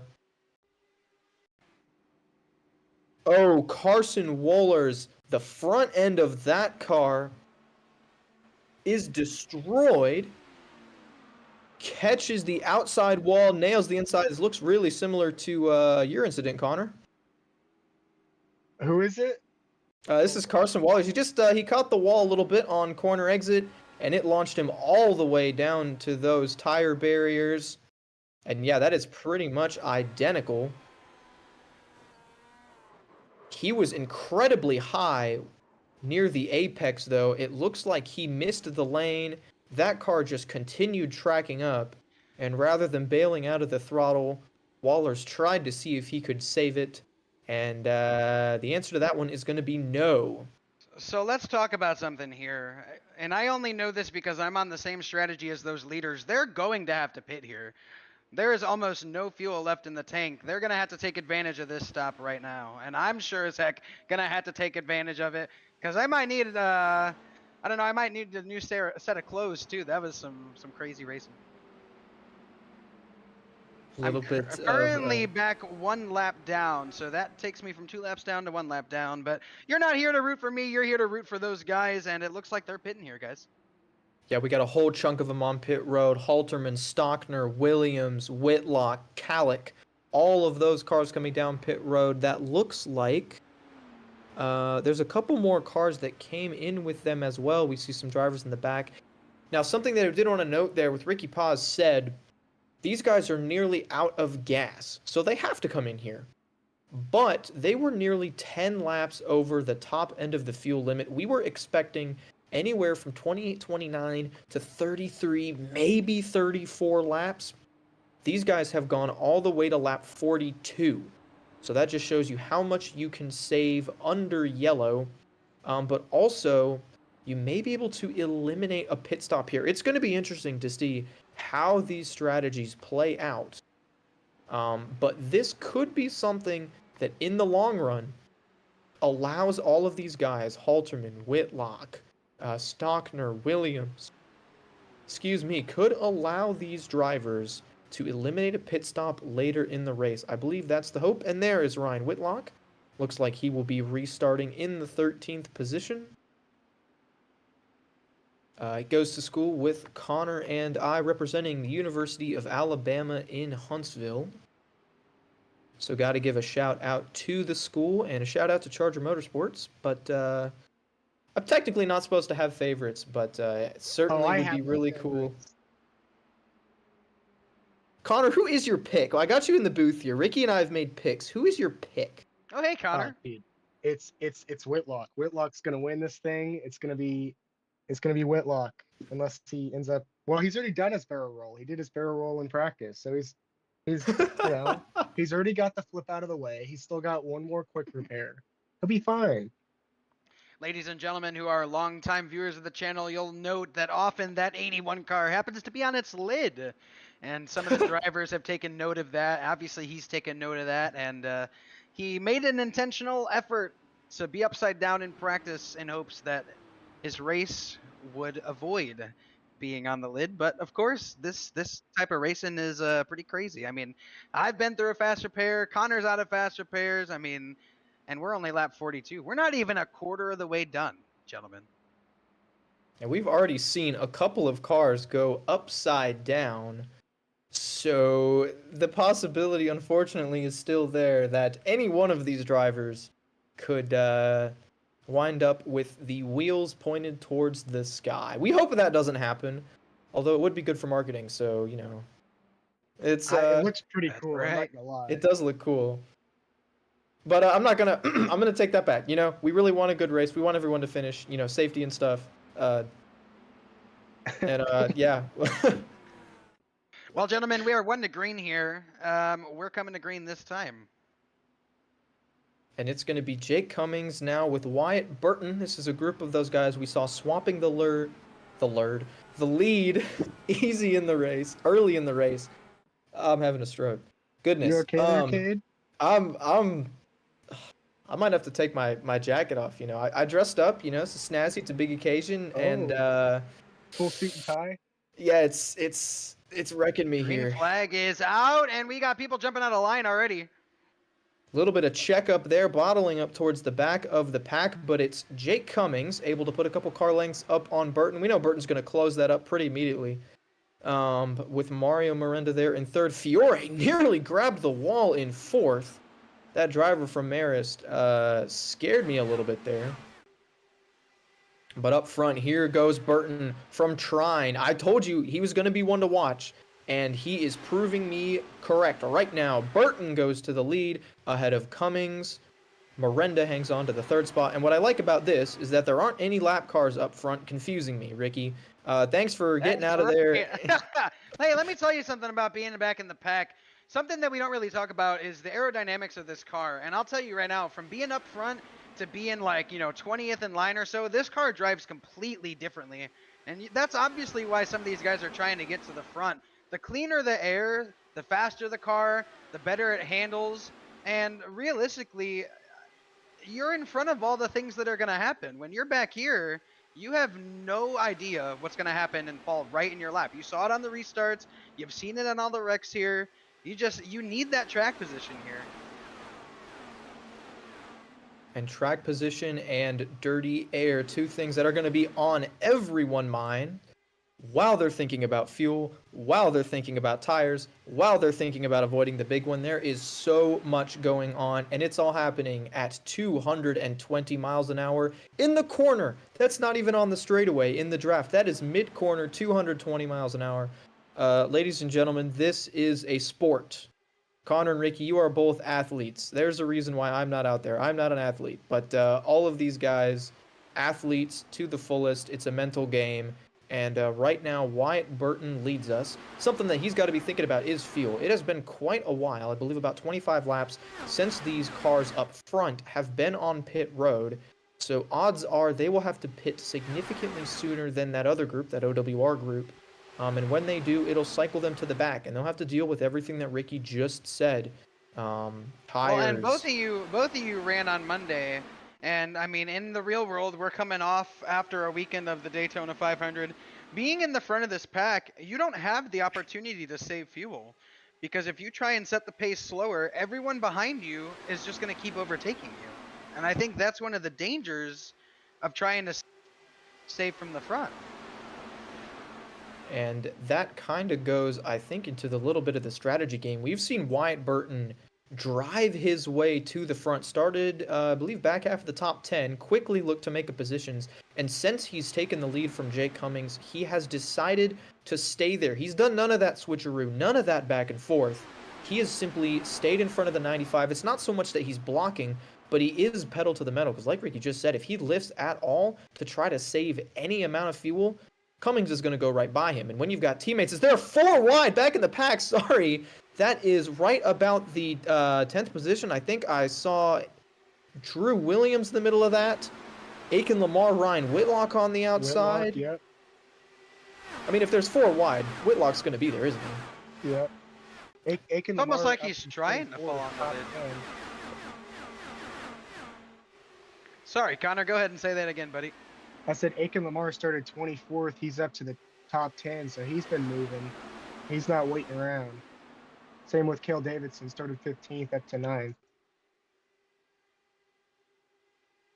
See, other big mover. Another big mover is Keegan Kallick. He was a guy that jumped onto that OWR train. Not part of OWR, but he was on their strategy nonetheless. I believe Kallick had a really great run on Monday, and today he's going up here trying to do the same thing. Right now in the 14th position. Most importantly, he's got himself a clean car, and he's got himself on a strategy with friends. As important as the draft is, that is something that is going to be important. So White Burton up front, I was going to say he clearly is not caring about saving fuel. Started 5th, up to 1st, and he's decided to stay there. If Jake wants around him, then he may have that opportunity, but Cummings is certainly going to be able to save a lot more fuel. Maybe not necessarily from lifting, but definitely possibly using a different fuel map, which is going to help him run full throttle, but saving a little bit of fuel does hurt his speed, which is why he needs the draft to compensate for that. But Ricky, if you got a moment, could you tell us a little about fuel mapping? Because I have a feeling that's going to be really important here. Yeah, I caught the back of Grant Schiller for a position here, so let's see if I can do this at the same time. Full open throttle with no stopping the engine whatsoever, that's map 1. These cars have 8 maps. 1 is the most fuel consumption, 5 is the least fuel consumption. Map 8 is what we use for cautions. Anytime that the race is under yellow, we put the car in map 8 and that cuts the engine to about 50%. Now map 8 is not viable for racing, obviously, because it's only 50% of the engine power. So you kind of take that one out. Map 6 and 7 are mainly for road courses, but they also work here. The only concern with map 6 and 7 is it's a different throttle shape.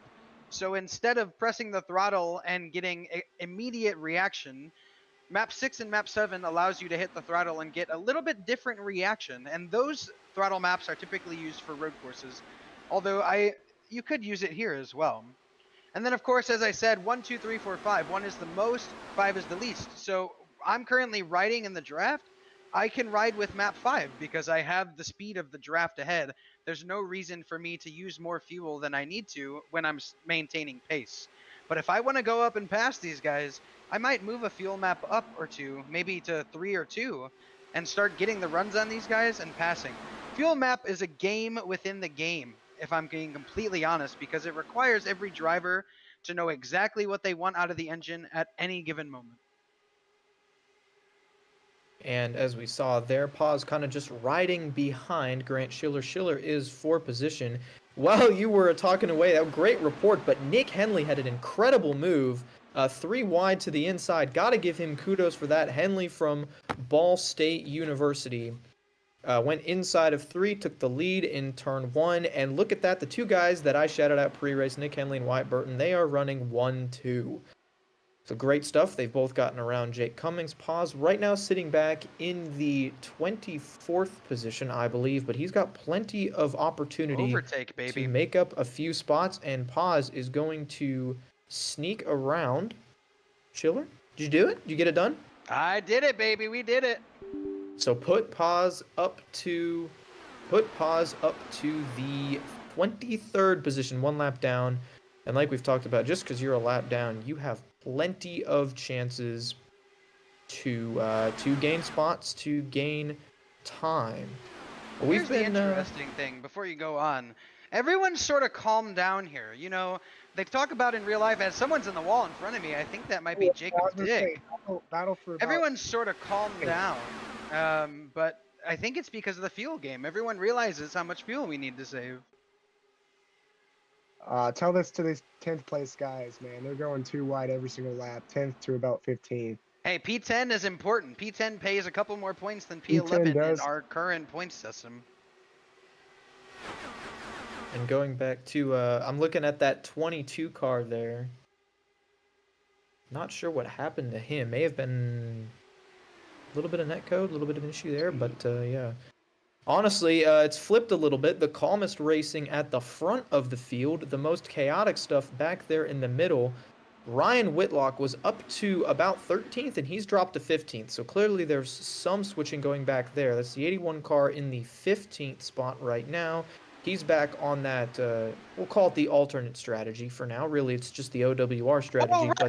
Correct. And they are crushing hard in the back. Ricky, what was that? I have no idea, but there are cars upside down. As Nick Stockner would say, get the tarps, baby. We've got a couple flippers. I can't see. It looked like a couple of OWR cars. I looked like Marlo Duncan and I and the rest of the lap cars made it through, but wowee, that was an insane wreck. I'm sure Lee Kane, our producer, is going to get a good look at it here. And it was Oh Drew man, Williams. there's a car going over another one like a skateboard ramp. That's insane.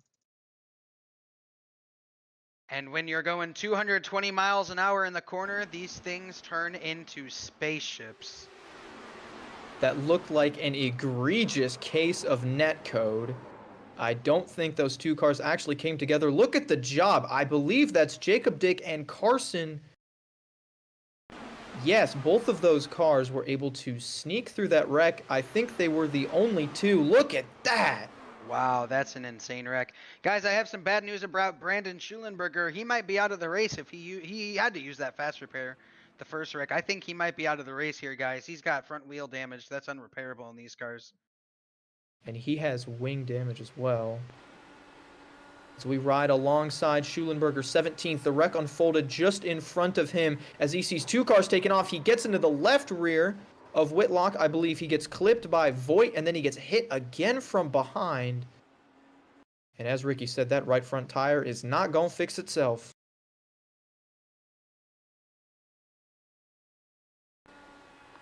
Guys, I hate to burst your bubble, but I'm back up at the front again fighting for another lap down. Oh my god. Another lap back. So Ricky talked about Ricky talked about fuel maps earlier. How much have we talked about the other stuff you can do in the car? Because I there don't are a think we lot of have things you talked. can do. Connor, you We- want to give us a little bit about Weight Jacker? So yeah, the drivers have a couple adjustments they can make, but 3 of them affect the way you drive. There's 2 anti-roll bar adjustments, but the big one is the weight jacker. And I know Ryan is, I know you are probably Rookie, but the drivers are on their buttons on their steering wheel every single lap, every single corner, playing with the weight jacker. As soon as you step out of line, as soon as you change how much air is on that car, your car is going to drive different. So you may be really tight following someone, and if you step out of line, go to the inside of them, you're going to be loose, wrecking loose. Yeah, that's So right. before you're making a move, you're always on that weight jacker trying to anticipate what the guys in front of you are going to do. And the drivers in these cars have 20 clicks of weight jacker on both sides. You start off at 0 and you could go -20, which makes the car super, super tight. And you could go +20, which loosens up the car.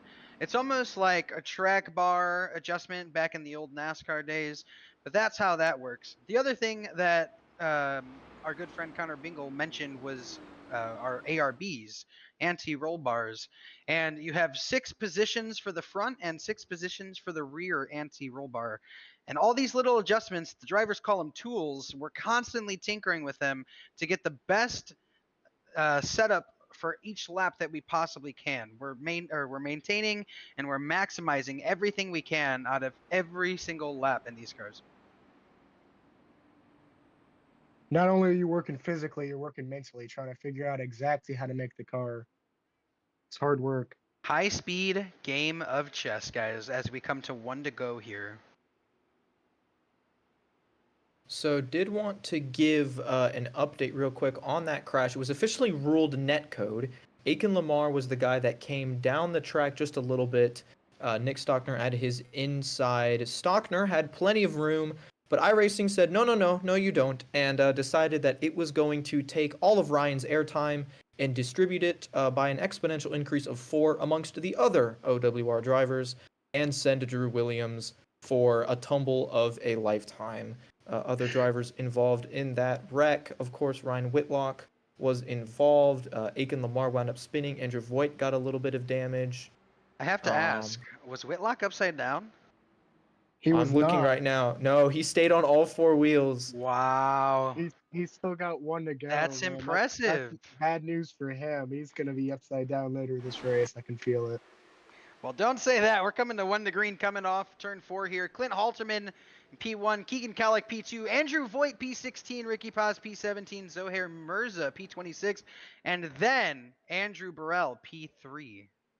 Another quick update on that wreck. Jason Wallet was involved as well. I believe Wallet has taken a fast repair, so he also off the lead lap. Clint Halterman leads us back to green. It's Halterman, Kalik, Burrow, Burton, and now Muhammad Alif back in the top 5. That's been a while, but Alif back in the top 5. We got very spread out on that restart. Everybody kind of went at different times. I think they are a little bit scared. Maybe cautious, but maybe scared. But there was definitely some checkup there as well. Yeah, 3 wide in the back. That's Jake Cummings on the outside. That yellow car there, I believe, is a lap down. That's Carson Waller's. Waller's been involved in a couple of 3 incidents today. wide. One of them on pit road. Yep, we're 3 wide. Wow, And they're going to get that one sorted out. That is Jake Cummings. looks like Dylan Beatty got really tight there. He's plummeting to the back. He just lost like 10 spots that lap, and he's still losing spots. Oh, I'm sorry, that's Beatty. not Dylan Beatty. Who is that? Finnerty, man? Ah, I don't know. It's too late now. I want to say Finnerty. All these cars look the same. You're right, Cade. They're all black. I've been saying that already. Can we get different cars?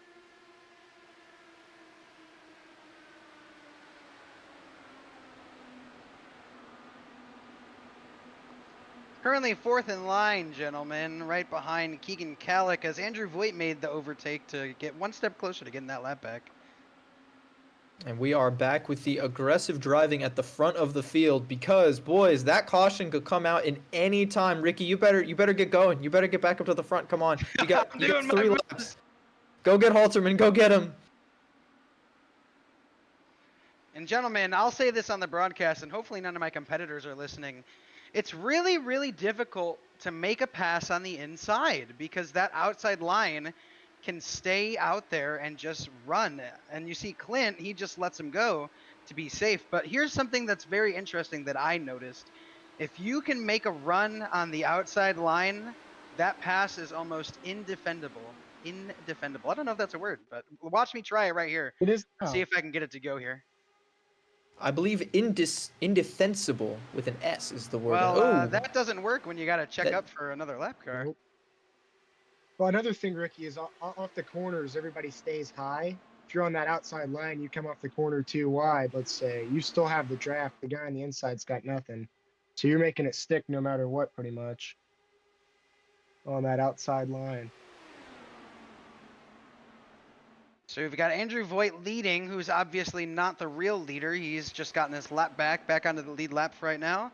Clint Halterman second in line. Yours truly, P3, as Brandon Schulenberger, his race is done. He's disconnected from the server. Keegan Kallick, P2, fourth in line currently.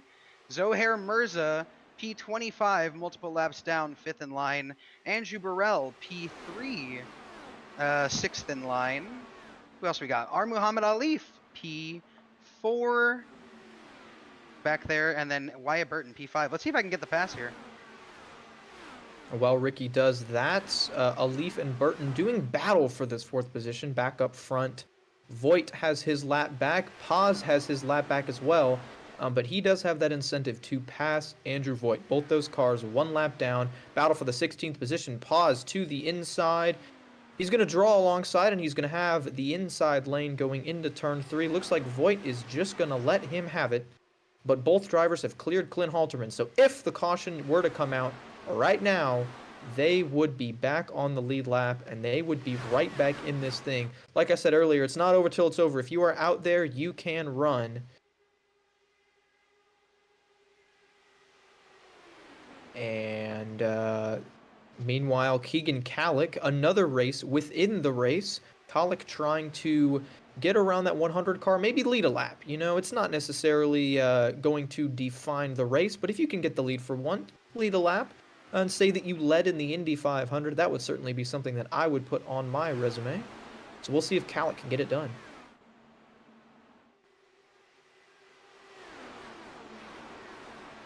So something to notice is while Ricky and Voigt are at the front of the field, one of them is already on the lead lap, and the other one would be in the free pass position. Oh, That's actually both of incorrect. them- Because we both of passed them the are in leader, front. we're both Yes, on the lead lap. Yeah. So that would put Drew Williams in the free pass position. So if these two Well, stay and let me 1-2, correct you one more time. Because we're using the IndyCar rules, there is no free pass, ah, there is no waiver rounds. Every driver has to physically work for each lap back that they've gained. And that's why I've had to be so aggressive up here to try and get back on the lead lap for more positions. No one's going to hand me a waiver round. No one's going to hand me a free pass. It's all done based on speed. man, Ricky taking me to school at 220 miles an hour. Much love, my That is friend. Much love. that is awesome. Mm-hmm. But I'll tell another you thing. what. I'm waiting for Go one ahead, of those Ricky. yellows right now, gentlemen. I'm waiting for him, but it seems like everyone has kind of cleared out. We're about 10 laps away, maybe even less from pit stops from those guys that stayed out up here. Well, unfortunately, Connor Bingle's up here in the booth with us, so you're not getting that caution. Unfortunately. You've already got that one. Yeah, we already got that one. Sorry, Love you, man. Connor. Had to do it to you. Oh, I knew it was gonna happen. I just hope it didn't happen twice, and it did. Another thing that I do want to mention, as those two lap cars, but not quite lap cars, are leading this field, it allows Halterman and Kolek to maybe sit in line and save just a bit of fuel. You don't want to pit if you don't have to. They are also very aware of the possibility that a yellow flag could come out, and so they're of course going to base their fuel strategy on that. If they can sit in line, save enough gas to maybe go a couple of extra laps, and the caution does come out, they'd be able to pit under yellow and stay on strategy. So incentive, I think, for Halterman and Kolek to not push the issue too much. Just sit there in that draft, run that fifth fuel map, and try to get themselves on a really good strategy. And I'll tell you what, Andrew Voigt heard you say that, and he said, Ricky, can you pass me? Because I'm trying to save a little bit more fuel. And he saw what I was doing. I think we're all playing a couple games up here to try and extend our stints, but we're going to have to pit here in just a few laps. And the OWR alternate strategy came in on lap 42, which means, oh, car, great save in the back. God, it was a funny looking purple car. That was Aiken Lamar for Howard Community College. Don't get my hopes up like that. Yeah, well, he got the wall just a little bit, stayed in the throttle, and welcome back. Welcome back, Dale Earnhardt. My goodness, a huge save. Aiken Lamar putting on a show. Got just a little bit high on corner exit. That right front tire brushed the wall, and Aiken Lamar said, "Not today," and was able to save that thing. R. Muhammad Alif now up to the third position. He and Wyatt Burton have gotten around Andrew Burrell. Burrell's still holding on to fifth, and now he's going to grab fourth, and now he's back to fifth. Awesome. But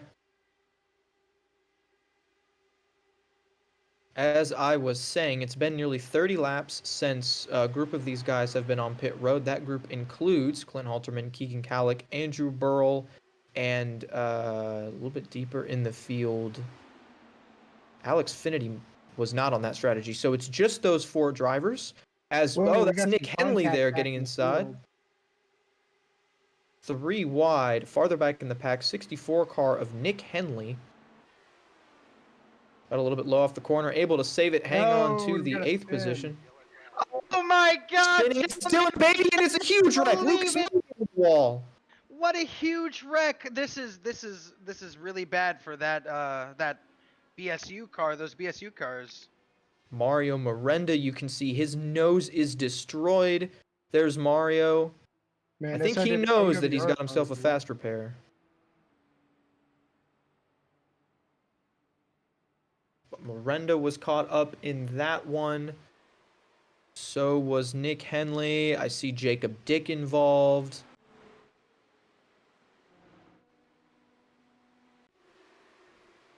And we are going to try to get you a full replay here in a second, but there were 4 or 5 cars involved.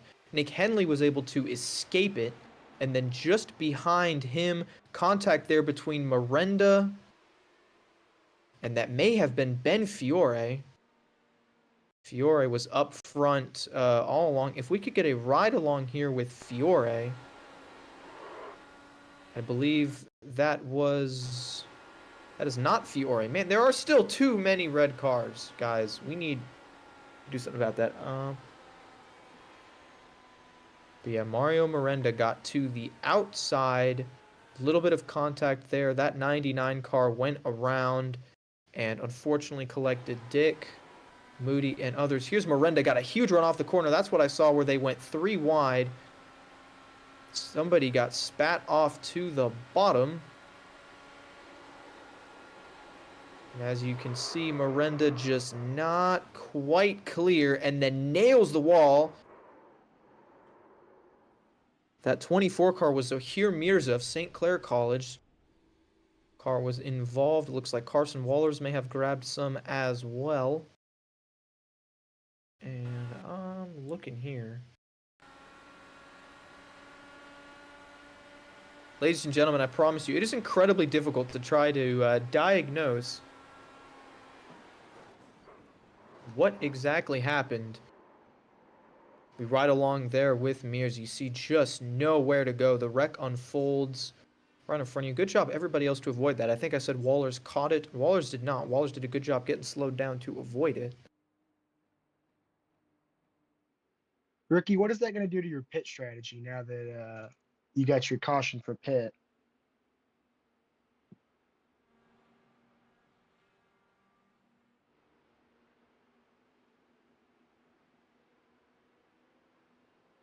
I guess we don't have Ricky, but I don't hear a looking Ricky. Sorry, at gentlemen. it now. Sorry, gentlemen. I'm back. Sorry about that. I was talking to my spotter, strategist, crew chief, over the phone because I'm actually in the broadcast booth tonight. Oh, So it makes it a little bit more difficult to do all the things, you know. But guys, this type of racing is so aggressive. It's so fast.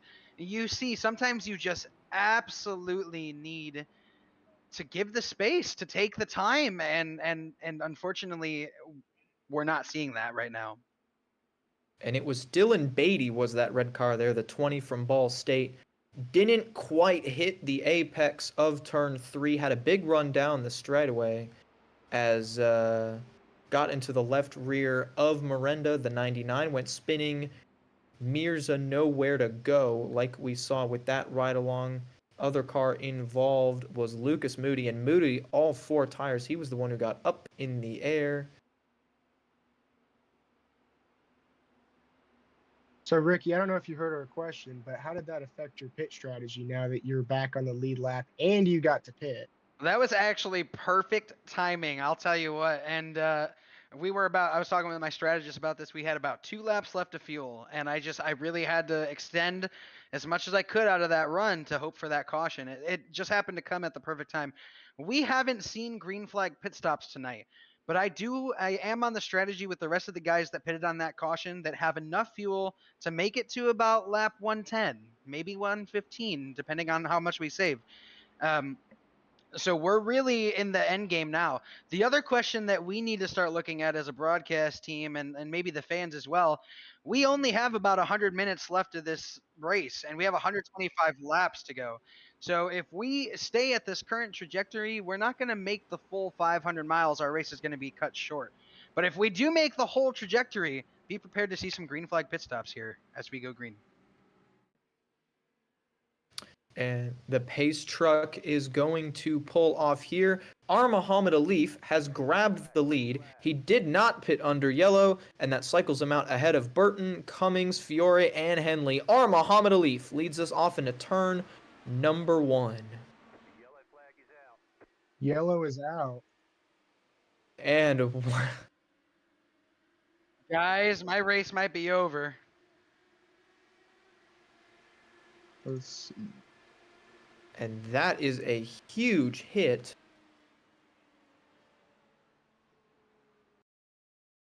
Keegan Kallick was the other car involved there. I'm not really sure what happened there. I need to take a look at it. This is what Ricky saw. Huge chick up there.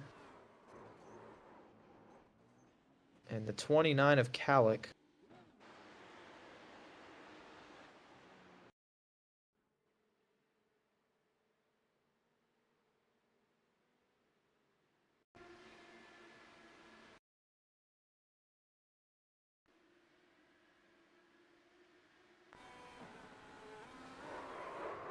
Well, it's been a long day for my pit crew guys. Let's see if they can fix this one because that was. I'm not really sure if there was anywhere I could go there. I just didn't catch the checkup, I suppose. Well, it looked like a bad checkup and then a little touch of net code, as you know, as is Mechanic traditional at Indy. can't exactly tell where the checkup started, but it was both Calic and Paz that jumped to the inside. Alex Finity right now on pit road, so I believe he was the car that got into Paz after both of them were sent spinning. So we'll keep an eye. Finity has yet to use his fast repair, so he's likely gone and done that. We'll see if he cycles out one lap down. R. Muhammad Alif had to duck down pit road. Did not pit last time. Oh, he did not duck down pit road. All right. So not sure what the strategy here is for the 12 car, but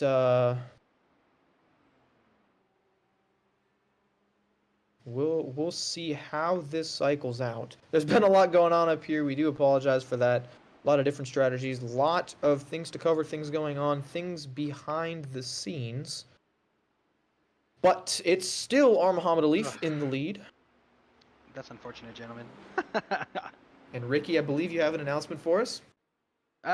Pit crew guys said they can fix it. They can't fix all of it. They're gonna try. But it looks like we might be in the pits for 5 minutes or so. We're gonna go a few laps down here.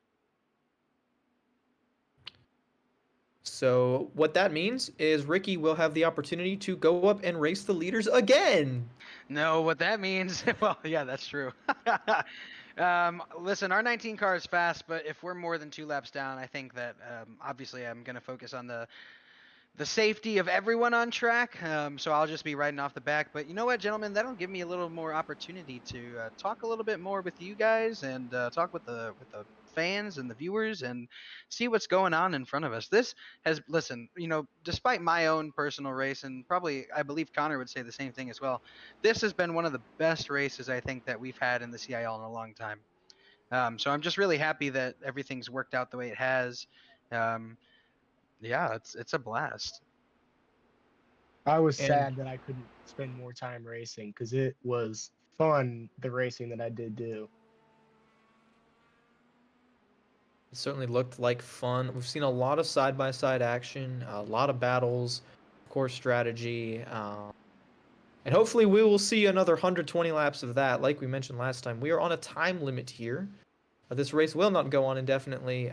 It will get cut short, I believe, at 11 p.m. Eastern, 10 p.m. Central, I think is the cutoff. I might be wrong about that.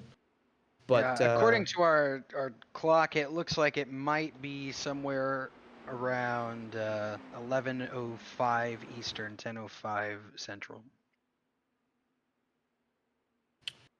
we're going to try to get through 120 laps. Hopefully we have green flag racing. We want to take this moment under yellow here. If there's anybody that you want to shout out in our chat, that chat feature there, going alongside the YouTube video, go ahead and shout them out there. We'll try to get around to looking at that. If we ever get a green flag run, we'll go through there and shout you out. Connor, I did want to say actually they were looked out of curiosity. yeah. I see a lot of Ricky love. I saw one Connor love. But a lot. I think is that Edward Sanchez that's shouting Edward everyone. Sanchez, gotta love Edward I think it Sanchez. is Sanchez, but there's a lot of love for Ricky Paz in this chat. Thank you very much, people. I'm so glad that you came here to watch us. We're about to go green. And we are green. It's Muhammad Muhammad Alif. Alif. And unfortunately, Ricky's mic has cut out. Pulling So out, and we are. he certainly sounds really excited. He's trying. We'll get that sorted out for you. R. Muhammad Alif.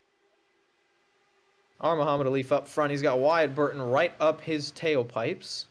Still an hour and a half to go. I believe Carlo Grass on the back straightaway. That looked like the 81 of Whitlock. I can't be sure. But he just parked it. And I might be back, guys. Is this microphone working? We Yes, got you now, sir. Ricky. Let's see it. It looked like Whitlock just went high, grabbed the wall, and then parked it and said, "We're done." That's what it looks like Ryan on my Whitlock. screen. Should we try to get Ryan in the booth and maybe grab Nick as well? Could we get the whole esteemed panel? Oh yeah, why not? Let's do it. All right. We want We'll the give it esteemed panel in here.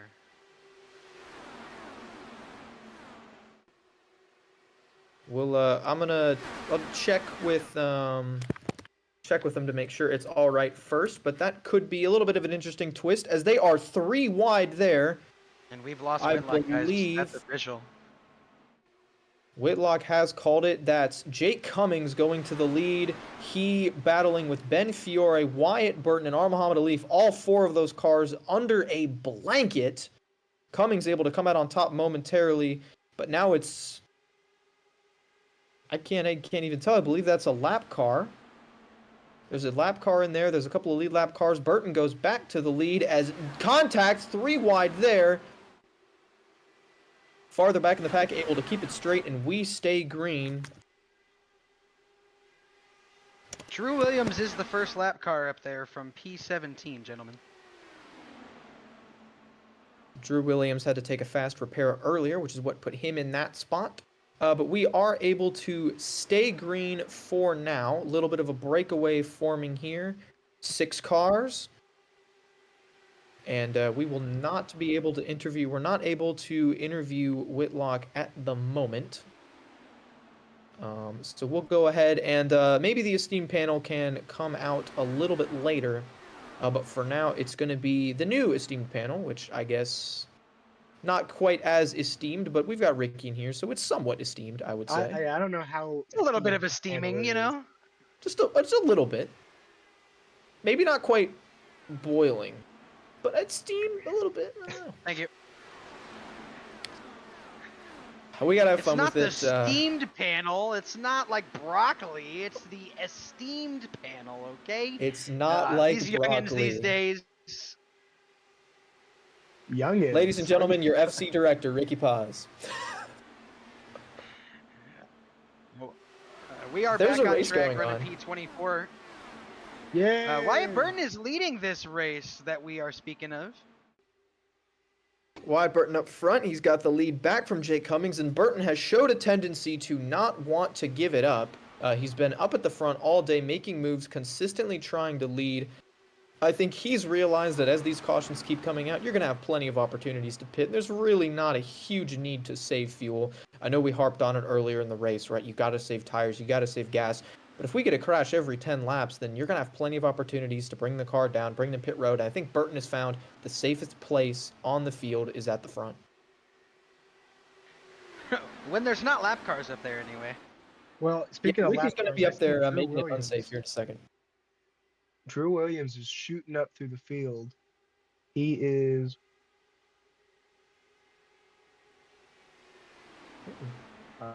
fourth on track. And we are able to Hey, grab the chat. Ryan Before Whitlock. we Hang on bring a second. in, let's go ahead and bring in Ryan Whitlock. All right, let's bring Ryan in. Hey, Ryan, you got us? I gotcha. Hey, it's the esteemed panel, 2/3 of it. I'll take it. Ryan, tell us about what happened there that made you pull off and eventually leave the Indy 500. Well, I mean, I think myself and the Orange Friend Group had what we thought was going to be the best strategy once everything cycled out. And I still do believe that depending on how the yellows shaked out, that was going to be the better strategy. But it also meant that for a while, we had terrible track position and we're going to get caught up in whatever that terrible track position gave us.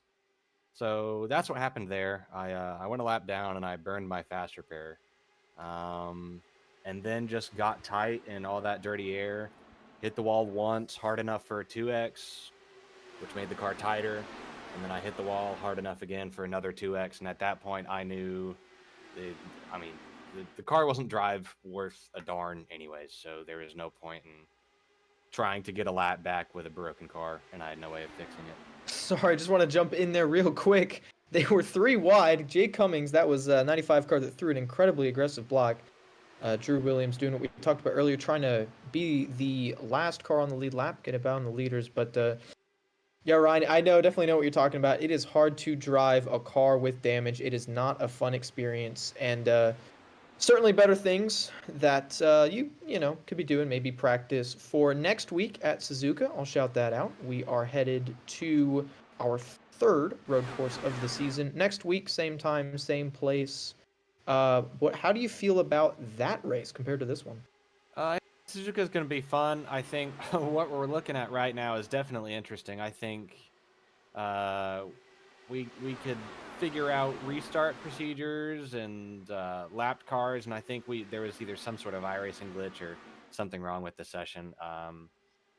Frankly, the way iRacing handles restarts was designed for double file, so the way it handles single file isn't great. I don't think that's a well-kept secret by iRacing. So we'll see how it goes, but Suzuka's going to be fun, fast, flowy course that suits open-wheel cars really well. So hoping to probably top 5 or podium there. Awesome. Well, we'll go ahead and let Drew Ryan go. almost took it 3 wide. Oh my gosh. Thank you, guys. But have Thank a good you, night, Ryan. Ryan. And unfortunately, that does mean that UAH will not have a car finish the Indy 500 tonight. We gave it 2 shots, but still plenty of other cars out there to run. Jake Cummings representing Converse, Wyatt Burton representing Trine, and Ben Fury representing Marist. All 3 of those drivers are up at the front, been up at the front all day, and I think they are going to be around till the end of this thing. There is something interesting I want to mention. The point situation for this series, our Muhammad Ali came and dominated the first few weeks, but after that incident last week, Cale Davidson's our new points leader. And if you look a little bit further behind those 2, Ryan Whitlock's right there. So a bad day today might cost him a little bit, and he's going to have to look for a podium or a top 5 to close the gap next week. The season-long points going to be building all year long. This is race number 5 of a 14-race season. So we've had plenty of racing thus far this year, but we are not even at the halfway point. So still plenty of opportunities for drivers to move up in the standings, move down in the standings. Of course, still plenty of time left in this race. We've done a lot of looking forward to the future, but this race right here is still 108 to go, and this race is going to have as many implications as any other. As we see, Muhammad Ali, like Ricky said, crashed out last week, gave up the point lead to teammate Cale Davidson. But right now, Alif running incredibly well, running in the 4th position. He's not used his fast repair, and I believe he's on a pretty good strategy. So Alif, maybe an opportunity to gain some points back. Let's talk about a couple of other Ball State cars that are up there. I see Nick Henley and Dylan Beatty up there in the top 5. Someone in the chat asking to see Dylan Beatty. Must be a big Dylan Beatty fan of that number 20 car. Listen, those guys on the Ball State Academy team and on the Vortex Academy team, they've been really showing up and showing out these past few weeks. And, being teammates over there on Vortex, I can tell you that they've been working really hard so that their oval program is just as good as the road program that we all know and see. Even Kelton Quick got a win on Monday, who's on the Ball State and Vortex team. So those guys, really, really good run from them too. As we take a look at Beatty here, a lot of concentration on the face of Beatty. Beatty sitting in the 6th spot. Been involved in an incident. I don't know if he had to fast repair for that, but something to keep in mind over the course of this race. He sits right behind the lap car of Drew Williams. Williams trying to work his way forward. He was up a little bit farther up in the front, and then a couple big blocks from Jake Cummings, I think, kind of discouraged him a little bit. He's decided just to ride. It's not worth it to crash the car, especially if you're already 1 or 2 laps down. Williams is -1. Stockner up there a lap down as well. Excuse me, that is Stockner. Right in front of Beatty, I believe. I don't know. One of them Clemson cars. It is, yes, that is Stockner just in front of Beatty. Williams a little bit farther up the road, but Williams still did back out of that battle for the lead. Williams was up there side by side with Jake Cummings, as we see Stockner is riding right behind Nick Henley. As Wyatt Burton goes for the lead once again, Cummings able to get around him, but Burton has decided to take control of this race back into his own hands, and Burton goes back to the lead in turn 3. And guys, Wyatt Burton is pitting in this lap. And Burton Cummings, is in, both of them. Cummings is Oh! in. Burton got a little bit of a wall there on pit entry. The car looks okay. We'll see if that damage is optional or required.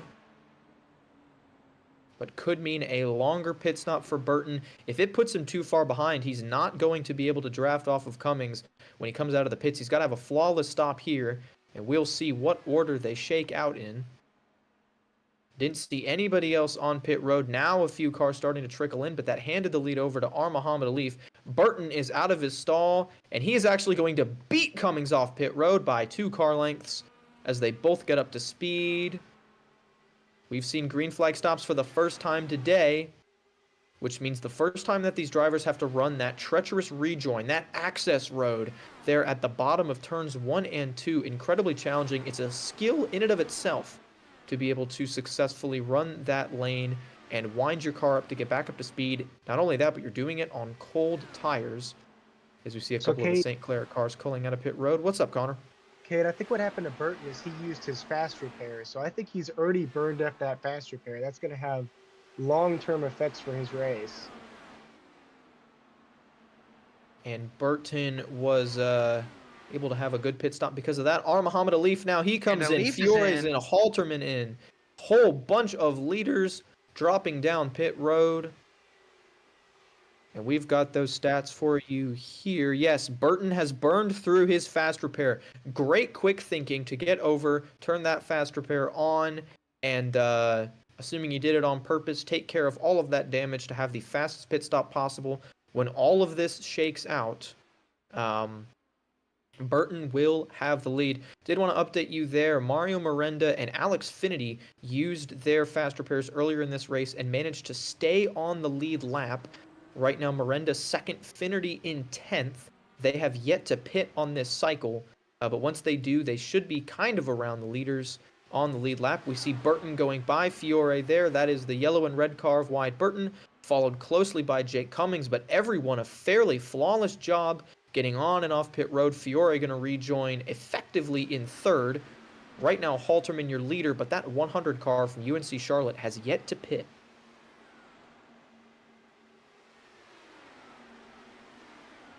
And just behind him is the lapped car.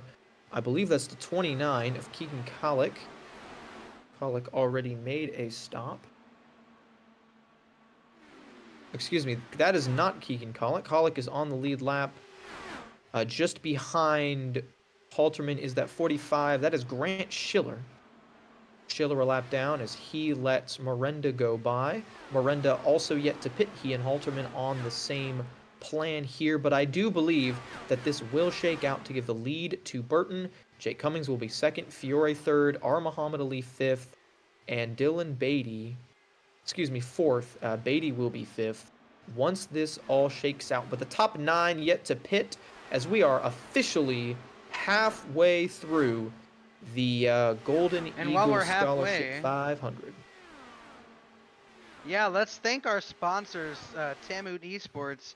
Thank you very much. We got one of them in chat, Mr. Rich Revs, who streams on Twitch and is in our Cup Series. Thank you for sponsoring our FC races tonight, last week, and a couple more races coming in the season. Personal thank you from the director. Guys, check out the stuff that Tamut is doing, both in our Cup Series and then in their esports program. You can find more information both in our Discord and online. Thank you very much, Mr. Tamut and Mr. Rich Revs, for sponsoring this race. And they have had a great partnership with the CIL as a whole this season. Able to sponsor this race and many others. Mario Miranda now has gone to the lead, but he should be approaching his fuel window soon. We may be able to have a look at who is pitted and who hasn't. If we could get that up. something also happened to Nick Henley. Right now, that 64 car being scored 1 lap down.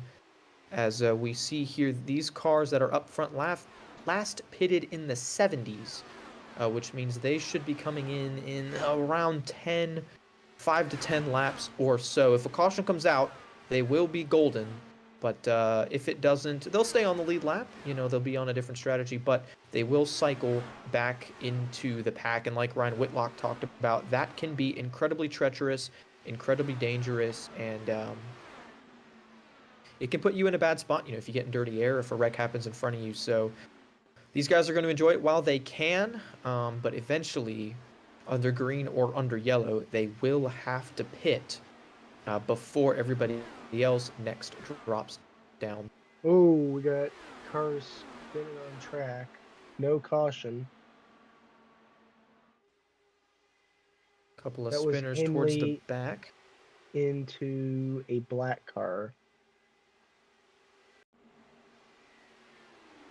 The 45 car, Henley into the 45 car, Grant. And that looked like a huge case of net code. Mm-hmm. Great save by Grant Schiller. We're going to get one more look at it here as we rewind along board. Yeah, definitely net code. That was an incredible save. Schiller was already a little bit down on speed. I have to imagine that something happened earlier in that lap that possibly contributed to the huge run that Henley got. But back up front, Clint Halterman looks to take the lead from Mario Miranda, goes to the inside. And that, I believe, was a pass that already happened, but Halterman back up to the front. He and Miranda drafting together. They've got Andrew Voigt up there as well. Voigt was involved in an incident earlier, so a good recovery for that 9 car. He is a little bit off strategy, but Andrew Voigt right now sitting in 3rd, representing Penn State.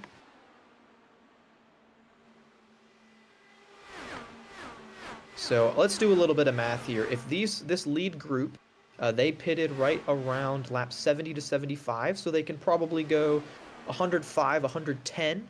They're going to have to come in around lap 140, come in again around lap 170, and then they should be able to make it to the end.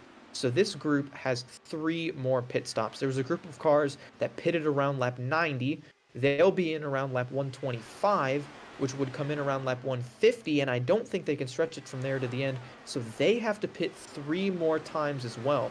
So it is possible that this group could be on a much preferred strategy to essentially cut out a pit stop. They are going to get leapfrogged, but who can get leapfrogged the least amount of times? It's going to be a game in this time of Marlo Duncan drops down pit road. I think he was running out of gas.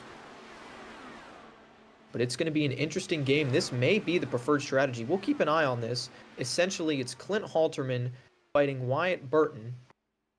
As Duncan there, the 84, he is on pit road. I believe this is just a normal pit stop.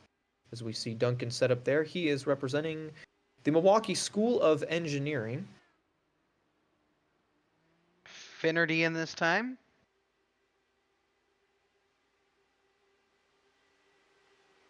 Finnerty, one of the drivers that was on the same strategy as Miranda and Halterman, although he may just have 1 less lap of gas. We'll have to see.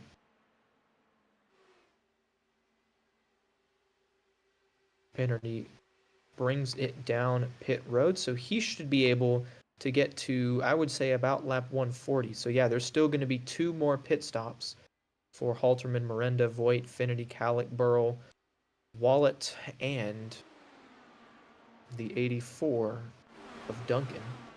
While all this has been happening, the 80 or 99 car of Mario and the 100 car of Halterman have been trading the lead almost every single lap. Just back and forth, back and forth. Gentlemen, let me tell you a little bit about that. That is what we call leapfrogging in the game. And what that does, essentially, is allows the driver in front to save fuel on the lap that they're not leading. And so it allows both drivers to save fuel. It's something that we see in the real world. And that tells me that they're working together. Even though they're not teammates, they realize the situation they're in, and they're working together on that same strategy. Great situational awareness there for Miranda Halterman. They've got Voigt with them as well. That 9 car able to get a little bit of the draft. I believe that leapfrog situation is going to change just a little bit as they get into traffic. I Voigt just believe pit, they I believe. are catching the 124 of Stockner. Yes, Voigt into the pits. So I think he's he was going to lose hoping to the get draft. caution, get up there, get as far as he can, and then get a And the caution. 99s in this time. And the 29 and the 100 as well. It's going to be all of the top 3.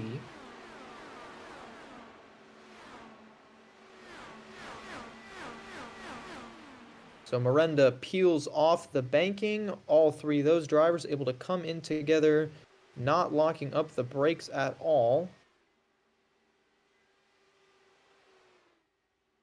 And we see a few lap cars in with them as well. Andrew Burrell is going to pit with this group. Jason Wallet stays out. So Wallet goes to the lead for Drexel. But this group here, write this number down. Lap 111 is when their pit stop was made. So we expect them to be able to go at least past lap number 140. Miranda beats Halterman off pit road. Is Colic going to be able to be close enough to have the draft on pit exit? I believe so. And that would keep this 3-car pack together. As they rejoin, they're going to be doing it right near, I believe that is the 64. No. We'll let this shake out here for a second.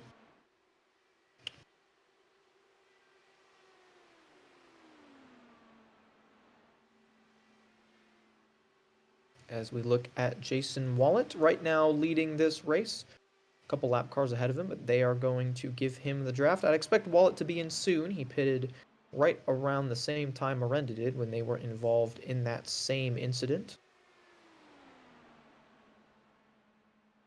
Wallet's going to stay out one more time, leading at Indianapolis.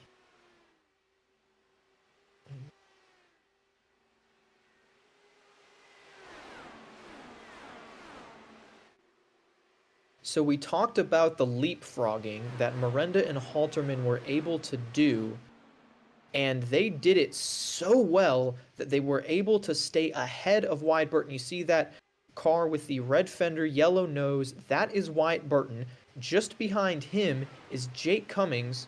Both of those cars are behind Miranda and Halterman. So as it shakes out, Miranda and Halterman were able to pit and get back out on track after basically just going faster than the 26. They worked together better than the 26, the 95, and that puts Miranda effectively in the lead of this race. That lap car there is not Nick Henley. That is Lucas Moody, I believe, just in front of Miranda, and it is Moody right now trying to...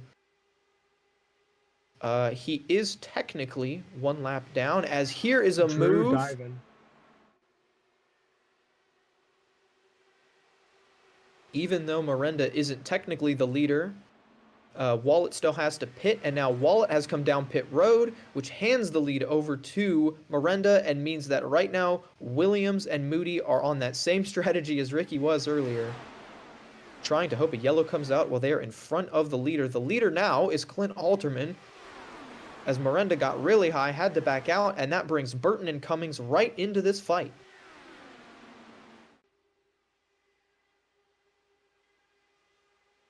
Cummings, that's Halterman getting a big run on Moody and Williams. He's going to hold the inside here.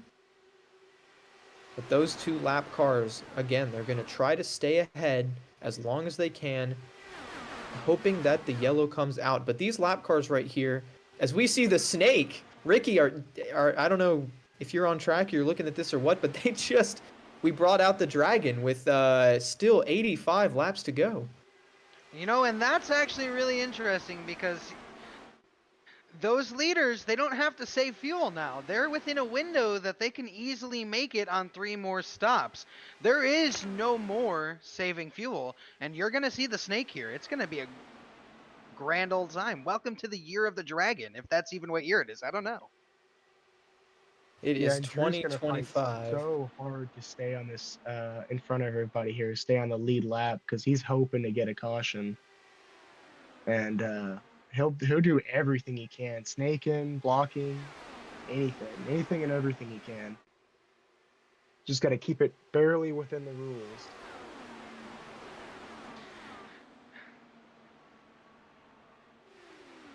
And it should be noted that the Collegiate Formula College World Championship does have specific rules for snaking.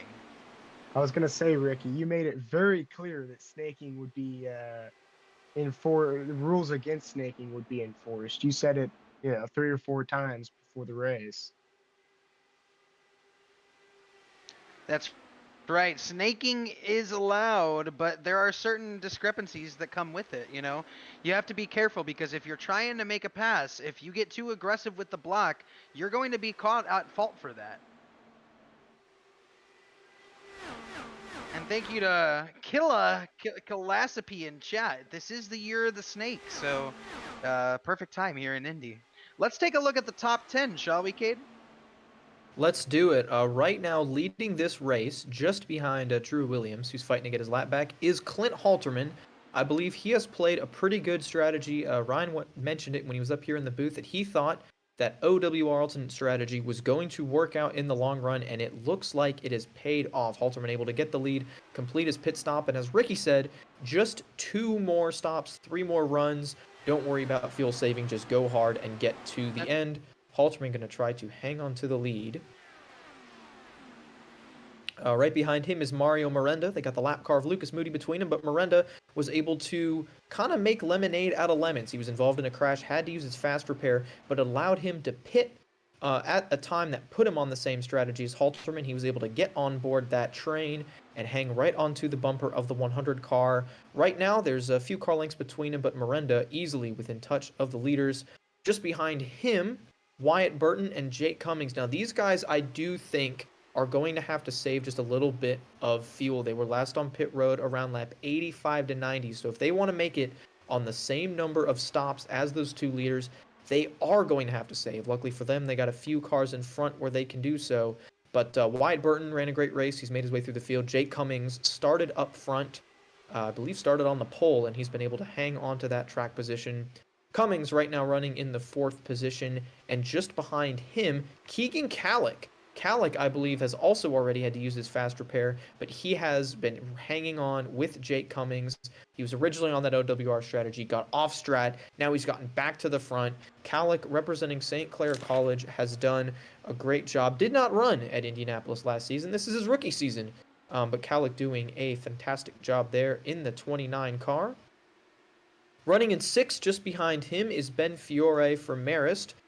Fiore had a great run last week at Long Beach and looking to keep that going here. Fiore may be one of the few guys that we really haven't talked about all race, but as much chaos as there's been, that is probably the best thing that we could have said about Fiore is nothing. So kudos to Fiore, right now running 6th, and he is in the lead pack. Just behind him are Muhammad Alif, kind of in the same boat. We haven't had a lot to say about Alif. Interesting pit strategies up and down the board. Alif's, I believe, might be unique, at least by a couple of laps. But Alif should be able to pit with these leaders. He should be able to make the rest of the race in 2 stops as well and hang right onto the draft of Fiore. He's 2.5 seconds back of the lead, but he is in the lead group. Same can be said about Andrew Voigt just behind him in that 9 car. Voigt's had a couple of incidents today, but that car has been repaired and it looks pretty clean. Looks like it's driving well for the Penn State driver. He currently sits 8th in the lead pack, and just behind him is Cale Davidson in the 2 car, last week's winner, also from Ball State, and he, similar story, he's been able to keep his car clean, stay in the lead draft. A lot of good stuff coming out of Davidson. Right now your point leader as well, and he is showing why as he sits 9th. Rounding out your top 10, another driver from Ball State, Dylan Beatty. He is just about 4 seconds off the lead, but hanging on to that draft, just a few car lengths off of his teammate. There's Beatty, still as concentrated as ever. He's going to keep that look up for the next 77 laps. We are closing pretty rapidly in on the end of this race. We still have an hour left to try to finish it out. We may be able to get 77 laps in that time. We may not. We'll have to see.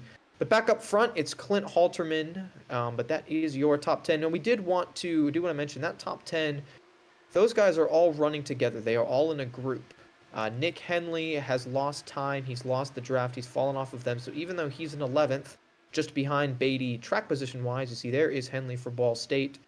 Henley is not in the lead draft. He is likely going to need a caution to catch those guys. Not really an opportunity to use pit strategy to jump up to catch him. Nick Henley, unfortunately, right now playing the waiting game for a yellow a little bit. The same can be said about everybody else in that group, which includes Jason Wallet, who cycled out of his pit strategy into 12th, and Alex Finity, who's cycled out of his pit into 13th. A few more cars after them on the lead lap, all the way back to Andrew Burrell, and then it's Drew Williams and Lucas Moody fighting with Halterman to try to get ahead of that 100 car, just in case the caution does come out. Okay, do you want to talk about the biggest movers? I see Clint Halterman up from 10th to 1st, and Keegan Kallick up from 20th to 5th. Takes a lot to get to positions. Yeah, those are two guys that have really worked their way through the field. Looking at that graphic there, Andrew Voigt actually is at the top of the list, up to 8th after starting P30. So an extra shout out to Andrew Voigt there. Good thing to mention, see Carson Waller's up 11, Clint Halterman actually up 9. Qualified 10th, and he's done nothing but go forward since then.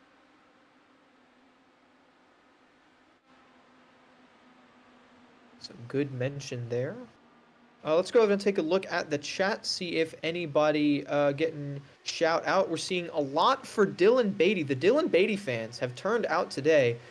That 20 car running incredibly strong. I think the Dylan Beatty fan base has everything to be proud about. Dylan Beatty, like we mentioned a little bit earlier, is that last car in the lead pack. He's got a lap car behind him. But if he can manage to stay on to the draft of Andrew Voigt now been passed by Davidson, but if Beatty can stay and hang on to the draft of that 9 car and maybe get a little bit of help, I think that's Stockton right behind him. If he can get just a little bit of help, stay with that lead group, stay within 4 or 5 seconds of Halterman, when it becomes go time, Beatty might be able to work his way through the field and find himself in contention for this one at the end of it, which is just 73 laps from now. So we're starting to get down to it. Ricky will be happy to hear this, but I see a Let's Go Vortex and a Let's Go Ricky pause.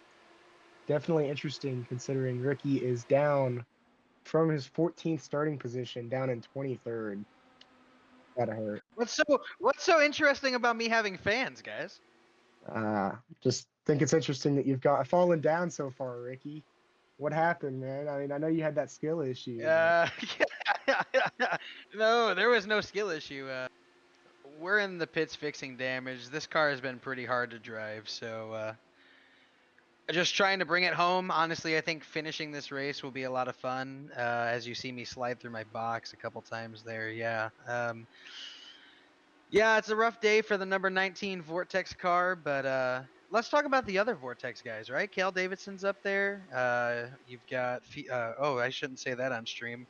But you know, we might be expanding our Vortex numbers. But you got Cale Davidson, who's got his dad in chat. That's pretty awesome. Nick Henley's up there, Dylan Beatty, our Muhammad Ali, of course, Lucas Moody. So it's a good day for our Vortex guys. Really happy to see them up there. And Killa said, I'm allowed to believe in the Zapicki zone. Listen, Ricky Paz has fans out there, and we're going to bring this thing home, even if it's 20 laps down.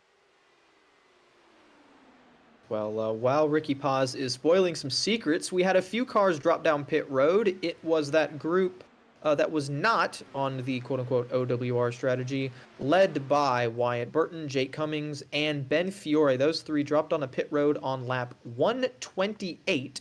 As you see now, they are fighting to get back up to speed. I don't believe they are quite going to lose a lap. You see them 38 seconds behind the leader. There is the leader, actually, Clint Halterman, with Lucas Moody right behind him, coming off of turn 2. They can see that group in their sights. Once those cars get up to speed, we'll have to see who is faster, who is slower. So right now it kind of goes back to that game of which duo can be better. It looks like they have dropped Ben Fiore. Not sure what happened to the 55 car. But the 26 and the 95 are going to have to work as a duo. Clint Halterman and Mario Miranda also going to have to work as a duo, and we're going to see which pair can make lap time faster because Halterman and Miranda, they still have to pit. And then after that, all four of these guys are going to have to pit again. Ricky, something that I want to ask about is we can see that Halterman and Miranda also have Lucas Moody in there. Do you go faster in the draft when there's more cars? Or because you can't really bump draft, does it not really add that much of an advantage having more cars in a line? Well, so the speed picks up quicker because I think it's more, aerodynamics, right? There's less air getting put on every single car. So the more cars you have in line, the better. The thing that you're asking points to an interesting point. Because you can't bump draft in these cars, you're not gaining any extra speed by being in the front of the draft. It's just the pushing of the air of the cars behind you. If there's like 10 cars in the line are going to go faster than 5 cars in the line. But the thing you do have to watch out for, you got to check up sometimes. And if you're constantly passing for the lead, you're not going faster than you think you are. So you got to play the game. The leapfrogging game comes into all this, that's a lot faster when you leapfrog, as we see some pit stops here, but it can get pretty dangerous up there too. And as we saw there, Cale Davidson or Muhammad Alif, both from Ball State, those drivers drop down pit road and they are going to merge right with the leaders. So Halterman, it looks like, is going to have, I believe that is Alif right behind him. Davidson just ahead. Those drivers now can make it to the end of the race on just one more pit stop. Hey, you mentioned Ben Fiore earlier, and I had a look-see, and he missed his box and struggled with getting back in it. So that's how he ended up a lap down. Just bad pit stop. Bummer for Ben Fiore. Yeah, it was a great run for that 55 car. He was a contender for sure. But that is going to kind of continue to thin the field a little bit. Who is going to be fighting it out at the end? We see Burton and Cummings on a really good strategy. Davidson, Alif, and Beatty kind of working together. Those three, I believe, were all in the pits at the same time. And then, of course, you've got Halterman, Miranda. They're on the same strategy. Kallick and Voigt working together as well. So we're almost seeing a little bit of the tandem draft here. Welcome back, Talladega 2011.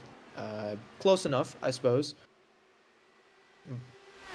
Different car, but same concept, right? You got to have a friend, you got to have a dancing partner, somebody that you know is going to work with you, and establish a little bit of loyalty, but also just established that you're kind of on the same strategy. We actually do see a pretty big gap there between Halterman and Miranda. Halterman's put up about 1.7 seconds on Miranda, and if they pit and their pit stops go exactly the same, which, as we saw from Fiore, isn't always the case, but if they can have identical pit stops when it all cycles out, Halterman is going to maintain that 1 second advantage. And if he can hold that for, tall task, 64 laps, but if he can be incredibly clean, incredibly smooth, Halterman may win this race by being able to put a little bit of an advantage on Miranda right now. I looked in chat, Cade. Whitlock said, Cade, you're such a NASCAR fan. I'm guilty as charged. Whitlock also said you can bump draft, but don't try, and I think that that's also a very important thing to say. I think can and successfully execute are two very different terms. Yes. That more than once in this race, we have seen a couple drivers get first-hand experience. If there's anyone that's going to know how to wreck these things, it's going to be Mr. Ryan Whitlock, one of the best racers and the best wreckers. So super happy that he's here in chat to help us out with some of these questions. So we are now looking at Jason Wallet. He's got Alex Finity behind him. We kind of mentioned they want a similar strategy as a car in the wall there. yellow car, couldn't tell exactly who it was. May have been the 4 of Carson Waller's. Able to keep it straight. Yes, But Kate, it was the 4. Yes, it was the 4 of Carson Waller's. He was sitting inside the top 20, I think grabbed a little bit of the wall, and unfortunately slid back a spot or two. It looks like he's heading to the inside, and he's going to bring this car down pit road this time. Maybe. He may decide to stay out and just run it out with the damage, but it's been a lot of struggles for Carson Waller. Some stuff that really hasn't been his doing. Some stuff that, maybe could have avoided, but some stuff that happened right in his lap. So for now, able to just truck it out in the 21st position. We'll see if he can maybe gain a couple of more spots before this thing's over. Carson here for Paul Smith's College. 48 minutes left in our race. And if I'm doing We've got the 62 laps to go. 48 minutes 30 seconds is left on our timer currently. And I'm going to do some quick math and see if we can get this whole race in. If we're averaging, we'll say 40 seconds a lap with 60 to go. Should take us about 40 minutes. So we are going to have just enough time. It's going to be incredibly close. If we see a yellow, we're going to be butting right up against that as Halterman makes a great save. Nearly caught the ball there. But we should have enough time to make it to the end of this one. If we see a yellow, it'll be even tighter, but as it stands right now, running this out green for the next 60 laps is possible. And if we do that, we will not have to end the race because of the clock. Well, and depending on depending on when these guys pit, because these guys are pitting right now with 60 laps to go, you're going to have one more stop.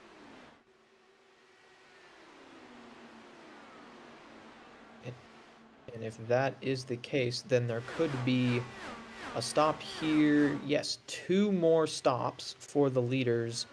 1 more stop for everybody from Wyatt Burton on back, assuming that Burton's going to save a little bit of gas. Splitting that up exactly in half means that Burton would have to go 35 laps on a set of fuel, which, as you can see, is the top end of that fuel window. So Burton may have played this one perfectly to at least maintain the 8th position. We will see. Like I said, that group has to make 1 more stop. Halterman, Miranda, Calick, and Voigt are all going to have to make at least 1 more.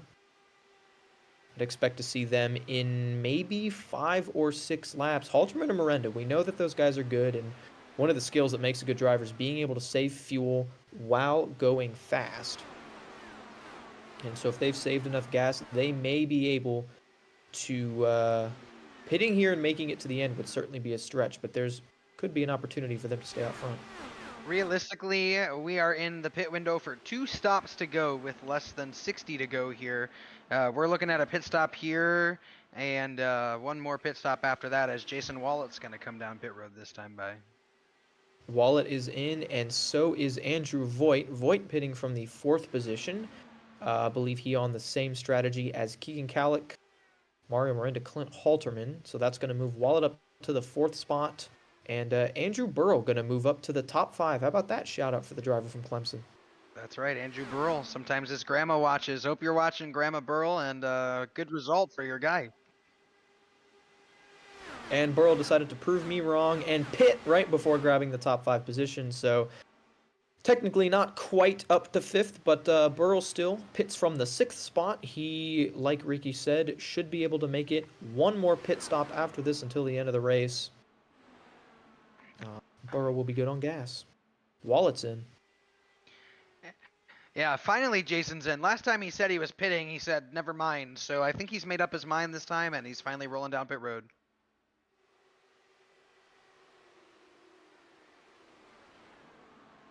It's going to be really interesting here. And Clint Halterman is in. As soon as I was going to say it, Halterman pulls in. Keegan Kallick pulls in as well. Mario Miranda stays out. So Miranda temporarily to the lead. Halterman and Kallick on pit road with 55 to go. They are going to have to make another pit stop. So redoing some fuel numbers might mean that this race is actually in the hands of Wyatt Burton and Jake Cummings. It still remains to be seen. It's still anybody's race, and the caution could still come out at any time. But Miranda has got the lead. Halterman, Kallick on pit road. Burton, Cummings already stopped. They're with Davidson and Alif. Those two drivers have already stopped as well, as Halterman pulling off pit road onto the access Mario road. is in.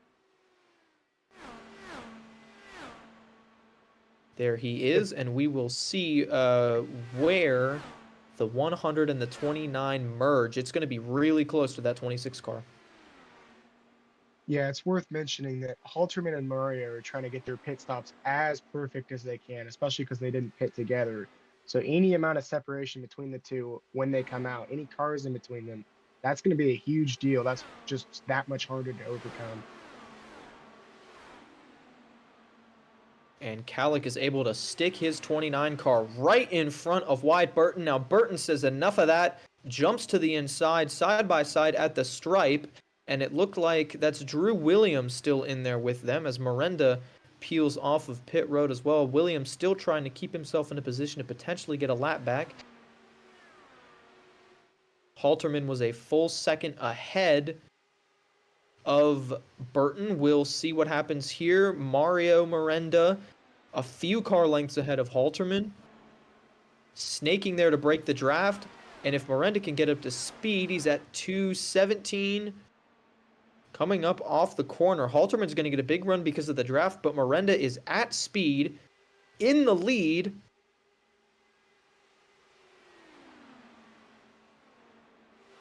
And it's Miranda, Halterman back up to the front.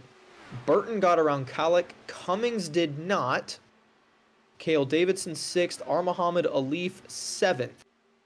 So it's worth noting that 3rd through 7th is on one strategy. They'll likely have to pit a little bit sooner. These top two here are going to do battle for the lead. They'll be able to go a little bit longer and likely spend a little less time on pit road taking gas. So my prediction is that these two will cycle out to the front of the field after the next pit stop, and we will see a very similar situation to what we have now. We've established our players: Halterman, Miranda, Burton, Kallick, Cummings, Davidson, and Alif. Don't forget Dylan Beatty and Andrew Voigt. They are hanging on to the tail end of this lead pack, 5 seconds behind Halterman, but still in the draft. Now Miranda with the lead off turn 2. Fantastic pit cycle there for the 99 car.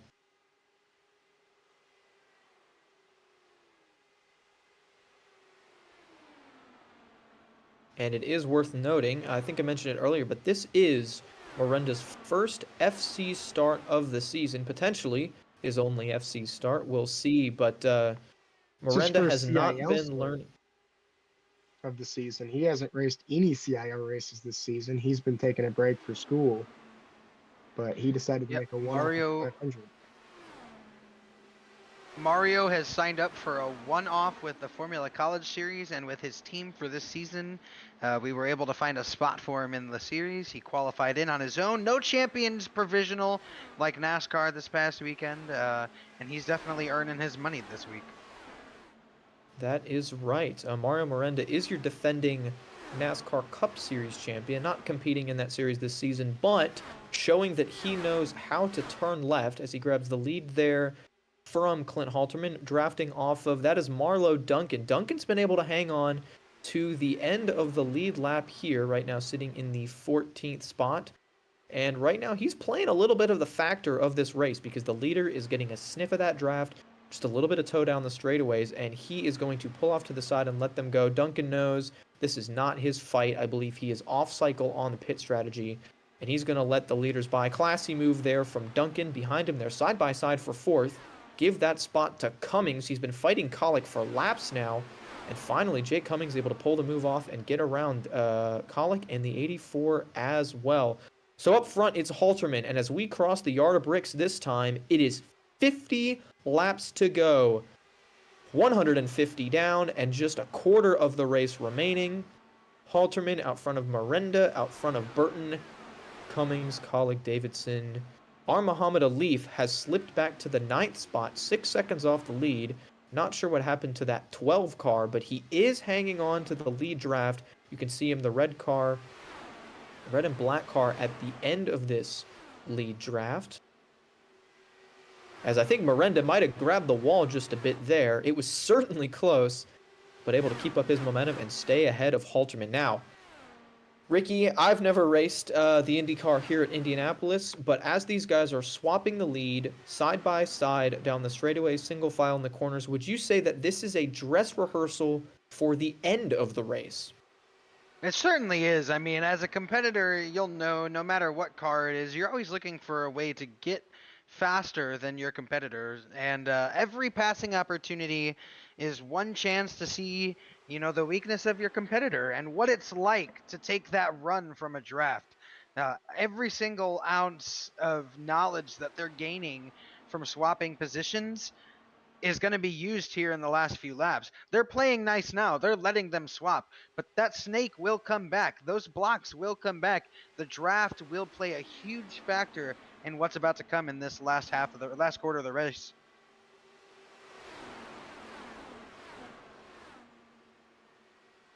And so I have a feeling that we are going to see something incredibly similar. Something that I do want to mention real quick. We mentioned that our Muhammad Ali fell back. He, teammate Dylan Beatty, and Andrew Voigt, who were all running close together, they got 3 wide coming out of turn 4, and they lost the lead draft. So they are now in a little bit of a train of their own. You can see there on the ticker, Cale Davidson's been able to hang on to the end of the lead pack. But behind him, Beatty, Voigt, and Alif have fallen 6 to 7 seconds behind leader Clint Halterman, and they're in a little bit of a train of their own. It's not insurmountable to think that they could get back up here and recatch these leaders, but they will have to have a flawless pit stop, and they will have to be pushing under green like nobody's business. We'll have to see if those 3 can work together better than the top 7 or so. As top 7 also have the help of, I believe, Drew Williams, lap car, Lucas Moody at the tail end of this front pack as well. Let's go ahead and take a look at your top 10. There's Drew Williams, right now first car 1 lap down, sitting in the 14th position. But Mario Miranda, Clint Halterman swapping the lead. You see Halterman gets the draft, steps out of line, and Miranda gonna let him go by. And I just want to give a shout out to Mario Miranda for driving a white car, because it's actually, I can tell who it is. So thank you, Mario. Halterman up front, Miranda second, just behind them, Wyatt Burton. We've mentioned the great race that the driver from Trine has put together. He's on the same strategy as Jake Cummings, but he's consistently been able to hold off that 95 car. So that Converse driver there, the purple machine. Just behind them, Keegan Calick, who's on their same strategy. And then, running in 6th, Cale Davidson, who's moved his way up since the beginning of the race.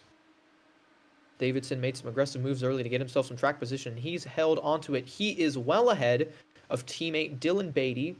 Beatty, one of those 3 drivers that I talked about. There is Andrew Voigt moving into the picture. Voigt going to take the 7th position away from Beatty, but those 2 are effectively working together and effectively working with the Ball State driver Muhammad Alif, because if those 3 drivers can draft well enough, swap the lead efficiently enough, and again, have a good enough pit stop, they might be able to get the top 6. Doesn't look like it's going to happen, though. Last lap, they were about 7 seconds flat behind them, and this time by, it is 7.3, so a couple tenths a lap. Not the direction that that group of 3 needs to be going. Jason Wallet running in the 10th position. He's kind of been on a pit strategy of his own, and right now it doesn't look like he has any immediate drafting help, as he is kind of out there on his own. Got a car behind him there. That is Alex Finity. Finity is a position. Nobody in front of Wallet, so those 2 going to do battle for the last spot in the 10th. Excuse me, in the top 10. They are still on the lead lap, 25 seconds back of first, but again, able to hang on to that lead lap, and that's really important, because if we do get a yellow, they will catch right back up to those leaders, and they will get to restart this race with a fresh opportunity. 42 to go. There's no guarantee that we'll see another yellow. Could happen. could not. But in the event that it does, you want to be ready.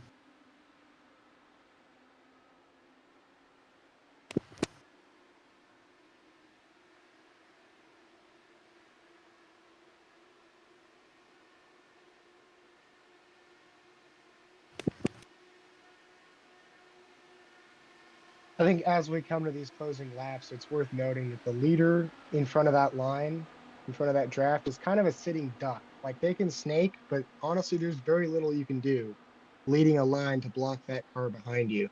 So I fully expect the car that's leading on the, on the white flag will not be leading at the checker just because of the way everything cycles out. You kind of want to be running second, honestly, coming to that white flag. That way you can get a nice run. Oh, Yellow is out. yellow was at. Not And me. I saw Drew Williams drop onto pit road. I don't know if that had anything to do with the incident here. Looking at the 124 of Nick Stockner. Stockner gets in the grass and nails the inside wall. Bounces back up on track, able to stay high. But that car was a danger. Let's take a look at it again. Stockner was running in the 20th position, just trying to make laps, and you can see as soon as that car gets onto the grass, that grass picked up onto the wheels and absolutely plowed the inside wall. All right, Ricky, I need you to put your crew chief hat on for a second. The caution comes out on lap 160. 40 laps to go. Can you make it on fuel? It's gonna be close, and it's something that we also need to realize is time-wise, right? As we come to the end of this race, can you make 30 minutes on fuel? Can you make 40 plus laps on fuel? It's going to be close. I'm going to be telling my driver to try and save as much as they can to make it to the end. But at the end of the day, I'm not sure. It's going to be close. I've seen some crazy things in the FC series. 32 minutes, 39 laps. The entire field that was on the lead lap is going to drop it down the pit road, being led by Clint Halterman. And we'll have to see who can win this race off pit road. Pitting flawlessly here, absolutely key. We've seen it bite a couple drivers today, but you have to be perfect here. Nail your marks, nail your box. We see Burton does it, Halterman does it. Now Jake Cummings going to get right. He gets that first pit stall because of being the pole sitter. Might give him a little bit of an advantage. We'll have to see Halterman out of his box, Miranda out of his box, Burton out of his box. Cummings going to roll out just behind Calic. That is your top 5. As the rest of the field pulls off here. A little bit of a mistake there on my part. I apologize. Cale Davidson, Dylan Beatty, and Muhammad Alif have elected to stay out. There's a couple things they could do here. They could either pit this lap and get basically 1 extra lap of fuel, or they could try to save as much as possible and hope to catch some sort of yellows. We'll have to see. No, I think their strategy here is to go all the way out. They think everyone's going to need at least one more stop, and they're gambling on the fact that everyone's going to have to pit. Even if they do save enough, can you imagine how much fuel they're going to need to save? They're going to be so far off the pace that you're going to have to pit, and I think they want the track position here. We've seen track position be incredibly important before. I think we're going to go ahead and let those guys sort it out amongst themselves. I can imagine they're in a voice chat together right now, definitely talking strategy, because if they're betting on everybody else pitting at least once, that's one thing. Maybe they're going to try to save enough gas. If we see a lot of yellows, there is a possibility that, I don't know if they could save 30 minutes of gas, but they could certainly save to the end. One thing's for sure, they're going to be ahead of the calamity that we know we are going to see. All of that strategy went out the window, and man, it was going to be interesting to see it play out. So kind of sucks a little bit there, but definitely sucks for Stockner as well. I believe he'd already used a fast repair, so likely end of the night for End of the night for Stockner.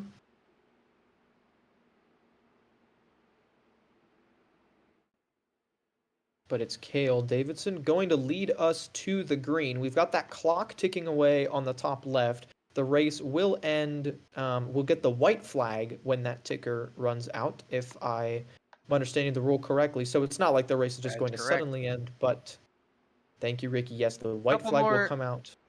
Yeah, go ahead, finish that thought. Sorry. Yeah, that white flag will come out when that timer runs out. That is not going to end the race immediately.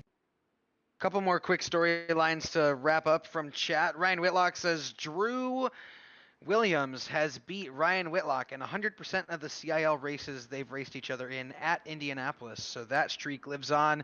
Killa says Ricky can still win this race. Ricky cannot still win this race. He's like 22 laps down. Beatty's older sister mentioning that Beatty actually works for the track in real life, hoping for a good finish for him. And that looks like everything else off of the pit as we go after the chat as we go green flag racing. Yeah, Cale Davison leads to the green. He's got apparently Indianapolis native Dylan Beatty right behind him. Ball State, I believe, is in Indiana, so this is something of a home race That would be for those correct. drivers. Indy is the Vortex home race, actually. And we'll see how this shakes out. Now they are side by side for the lead. Dylan Beatty, Indiana native, gonna go to the lead. I guess I shouldn't call him a native, but he lives there now. He's going to take the lead, coming out of 3, just ahead of Davidson. R. Muhammad Alif solidly in the 3rd spot. And this lead group is going to get all worked up together. And like I said, all of those guys that were still technically on the lead lap, they have been brought up to this as well. Davidson grabs the lead going back into turn number 1 with just, I believe, 36 laps to go. It's Davidson, Beatty, Alif, Burton, Miranda, Halterman, Calla. Cummings has dropped back to the 8th spot. And Ben Fiore back up to the top 10 after that little bit of a miscue on pit road. He is very well back in this thing. He would need a little bit of chaos to happen. He's got to get around a few lap cars as well.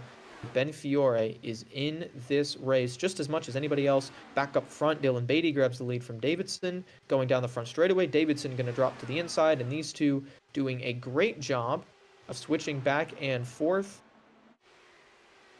As that car there's Ben Fiore at the inside of Jason Wallet. This is battle for position, battle for 9th. Just behind them, that lap car, I believe, is the 29 of Keegan Kallick, so he's going to watch them. Knows that it's not his fight, but Kallick's still going to try to hang on there. Kallick 1 lap down, so opportunity to gain positions. Oh, no, that's not Kallick. I don't know what I'm talking about. Brilliant. Kallick running a different paint scheme this week is throwing me off. Keegan Kallick is inside the top 10. There's a St. Clair car just behind them that looked like Kallick's usual paint scheme. Alex Finity in the 11th spot. He's in the lead lap as well. It is different paint scheme week for a lot of us, you know, special paint schemes for Indianapolis. Indy is like the biggest race for the IndyCar series, of course, so lots of cool paint schemes out there. See a couple of throwbacks, see the Yellow Submarine. Of course, I'm running a Pato scheme. There's a Zanardi scheme that's no longer in the race 3 because wide for the Whitlock's out. lead. Yeah, I wish they'd given me a spotter's guide to call these out, but that is the 64 of Nick Henley, who Yeah, had been a lap lap down. He was working with his Ball State teammates, and they've allowed him for now to get a lap back. Drew Williams, you see there, he jumps to the inside. He is actually fighting Henley for position. That is the 14th spot on track. So Henley in 14th at the moment has his lap back. If a caution comes out right now, Henley will be able to cycle around to the tail end of the lead lap. He is teammates to these Ball State guys, so we could see that come into play later. But there Ball is State Henley is fitting now. leading the pack, and if that is the case, then that would take 4 drivers from the front of the field, put him in the pits. It would give Drew Williams his lap back, and yes, here they come. Davidson is in. Beatty is in. R. Muhammad Alif stays out for now. He's going to keep the lead over Wyatt Burton. Not sure why all 3 of them weren't in together. But it's now R. Muhammad Alif. Staggering is often safer. And that is a fair point. You don't want to pit with too many cars. as you risk getting in a crash, especially as tight as pit entry is here. It's only about one lane. So we'll see if a Leaf pits this time. That would officially give the race lead over to Miranda. Miranda's taking it anyways, but that would give second to Burton, and it's not going to happen this lap. We know a Leaf has significantly less fuel than the guys around him, so he will have to pit soon anyways. But now it's Mario Miranda out front. The 2 cars ahead of him are lap cars. Technically on the lead lap, but not for position. So Miranda sits first, gets a little bit of a draft off of the bumper of Beatty. Excuse me, that's Williams. As now Burton going to go low, use the draft to go 3 wide. 3 wide through the middle there, and Burton will take second from a Leaf. Jake Cummings moves up to 4th. Apologize for the voice crack there. I have not had a drink of water for this entire race. A Leaf pitting now. Let's say thank you to our commentator, Cade Corbin here. Listen, this pit strategy is going to be very interesting at how it works out, because these guys had to take the most fuel out of anyone. So let's say that the lead guys do have to pit. They're going to have a shorter stop anyway, because their last stop will be a splash and go. So I think if you fill up here, you got to push all the way to the end. This just creates for 2 differing strategies that are going to be very interesting. And that's if the leaders can't save enough fuel. Yeah, even though the leaders may have a shorter pit stop, if they do drop down pit road, that means that now they are committed to not saving at all, and they'll be able to push hard. If they're trying to save here, it could be a chance for those 3 Ball State cars to get together and run really fast lap times. They're not going to catch the end of this lead pack, but they may be able to run really fast lap times that even when they come in and make that shorter stop, they're going to be right back in the mix. So we'll see what winds up happening. It's certainly going to be interesting. As you can see, the clock ticking down, 22 minutes to go. We've got about 29 laps to fit in that gap. If these leaders are fuel saving, that really helps these lap cars. That means that those leaders are just going to ride behind them, hopefully save some fuel and not challenge them for them. And these lap cars, Nick Henley and Drew Williams, they're hoping for a caution just as soon as it can come. That'd keep them on the lead lap and mean that they can start fighting for positions again. The other people that are hoping for a caution are the people not on the Ball State strategy, because if we get one more caution, we will not make the time at the end of this race, and it will become a race on time and not laps. And if we do get that yellow, they will be able to save under caution to be extra safe. So a yellow would certainly hurt the Ball State strategy. If we don't get that yellow, it is still going to be an incredibly interesting race, because all of these guys up here, especially Wyatt Burton, he's driven to the lead. He's taken it from Miranda. He's honestly pulled away a little bit, and he is sticking right in the draft of that 123 car of Williams. He's definitely burning a lot of gas. It's definitely going to be very close if Wyatt Burton can make it to the end or not. Nick Henley pitting in here, and I believe that is Muhammad Alif that the leaders have caught. Is that correct? That is correct.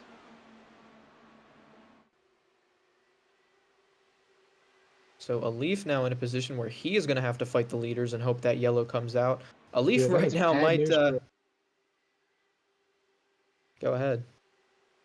I was just saying that was bad news for Alif. If he gets lapped here, he could get stuck a lap down. He's going to want to run with Drew and Dylan.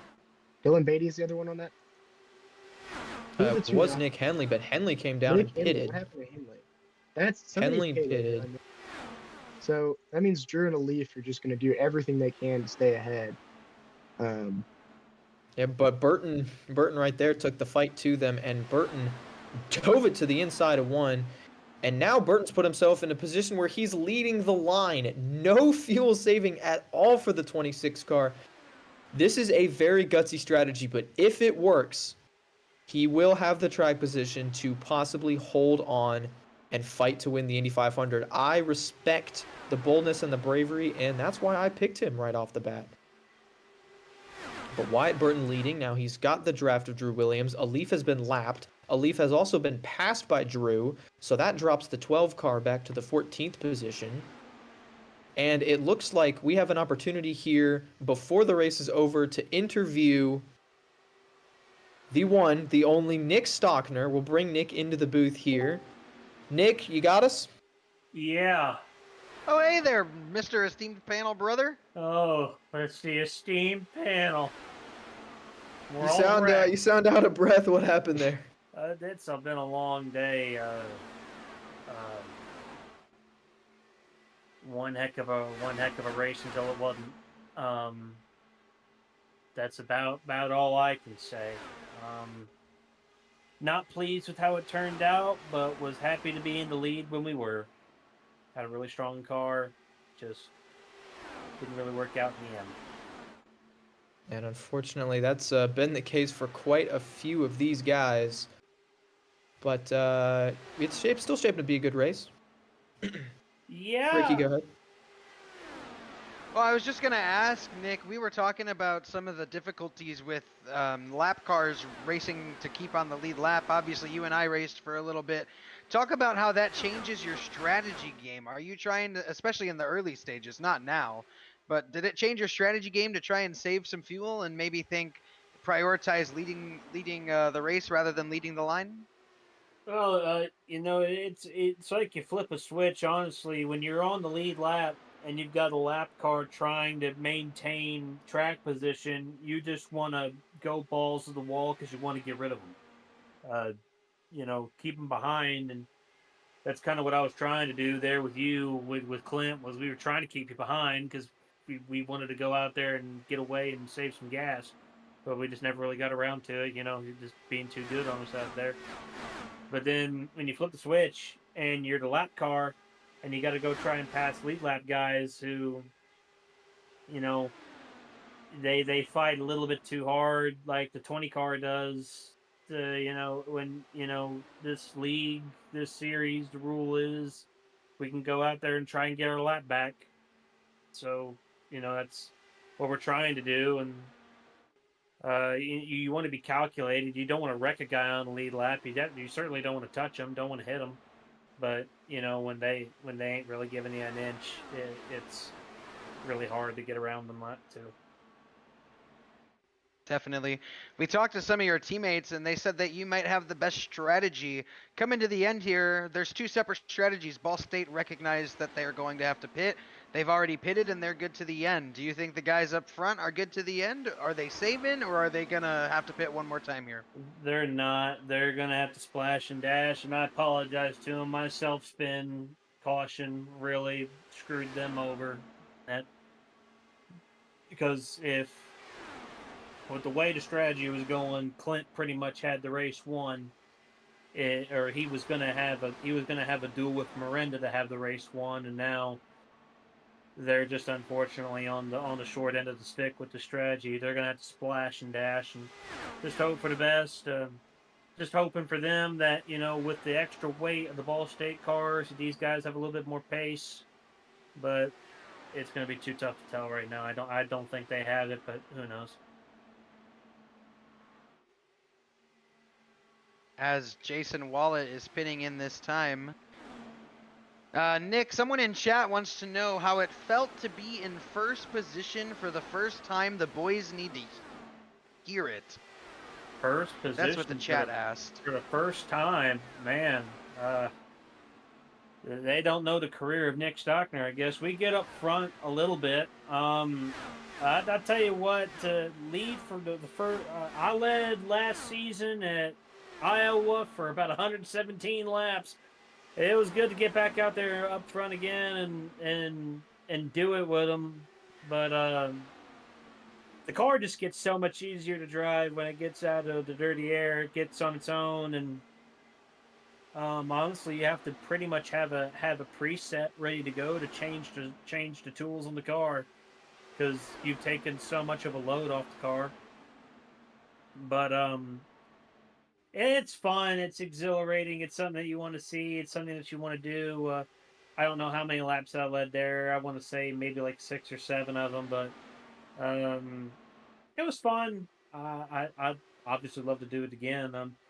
Here in this league on Wednesdays, the only chance we get to do that really is on the ovals because I can't turn right to save my life. So uh, we'll look forward to doing it again at Texas if we get a chance.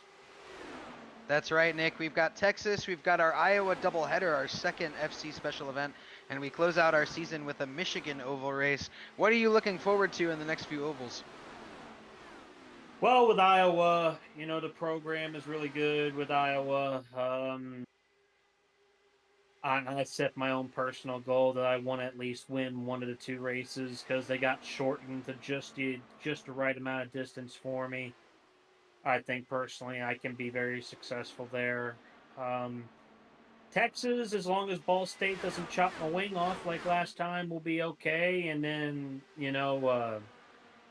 Michigan is its own animal. I am looking forward to it.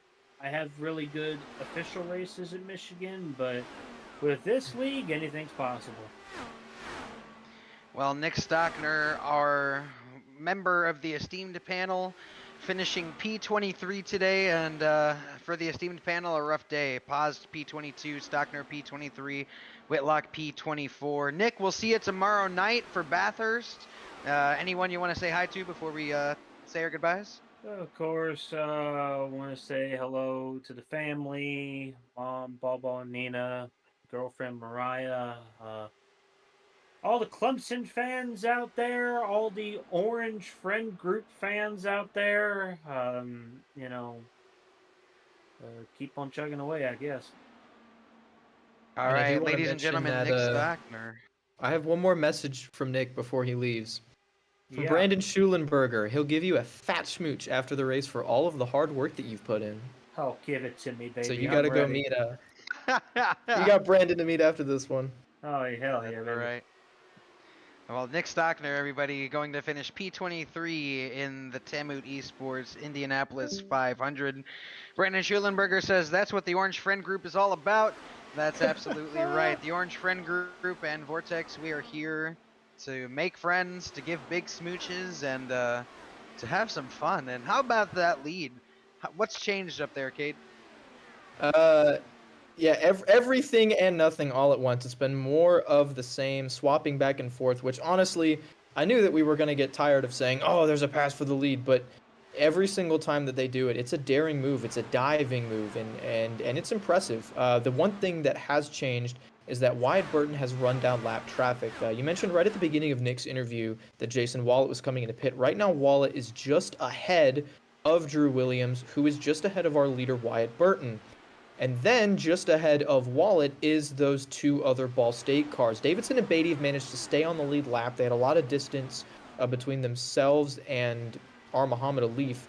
There's Beatty in the 11th spot, still on the lead lap, but Wyatt Burton is closing. And as Burton gets the draft from those lap cars, he's going to be able to save just a little more fuel. 13 to go. But I don't know if Burton has the fuel to make it to the end. Well, here's the other thing. Pitting from that lead pack, you lose about a lap. And so Jason Wallet pitted from the lead pack. He went just about one full lap down. We saw the same thing with our Muhammad Alif. Pitted from the lead pack, went just about one lap down. And so when these leaders pit, if they have to pit, because it doesn't seem like they're saving enough, they're going to lose about a lap. And it's going to be a race off of pit road for what we see. As those lap cars get swallowed by the lead pack, their pace should pick up just a little bit. So it is going to be, I don't know what's going to happen. It's going to be really, really exciting. We can sit here and make guesses, make predictions all day. But no matter what happens, we're going to see the white flag in 10 minutes and 45 seconds. Hopefully we'll get all 11 laps in. It looks like we're going to get all 11 laps in, but the strategy has yet to play out. And that's what's so thrilling about this Formula College Championship. Ricky, I got to thank you for putting this series together, for putting this on. You made a great schedule this season, I think. I think it's really going to show the strengths and the talents of all different types of drivers. Fast ovals like this in Michigan, tighter ovals like Iowa, New Hampshire, and then, of course, road, street courses, so many different disciplines. Just thanks for putting this series together. Thanks for having me up in the booth. Thanks for having a little bit of fun with us tonight. And, yeah, we're hoping to see great things out of the end of this race and the rest of the FC season. Yeah, thanks, Cade. And while I'll I'll finish out with this one quick tidbit. As my spotter tells me that P22 is less than optimal, which is obviously true. iRacing posted a new development blog today, and releasing in the March update, the IndyCar will receive one of the best tracks that they go to in real life, Portland International Raceway. And I just want to tell you, next season, the IndyCar Series will travel to Portland International Raceway. There's your little gift tidbit from FC Director today. And you heard it first. Going to Portland next season.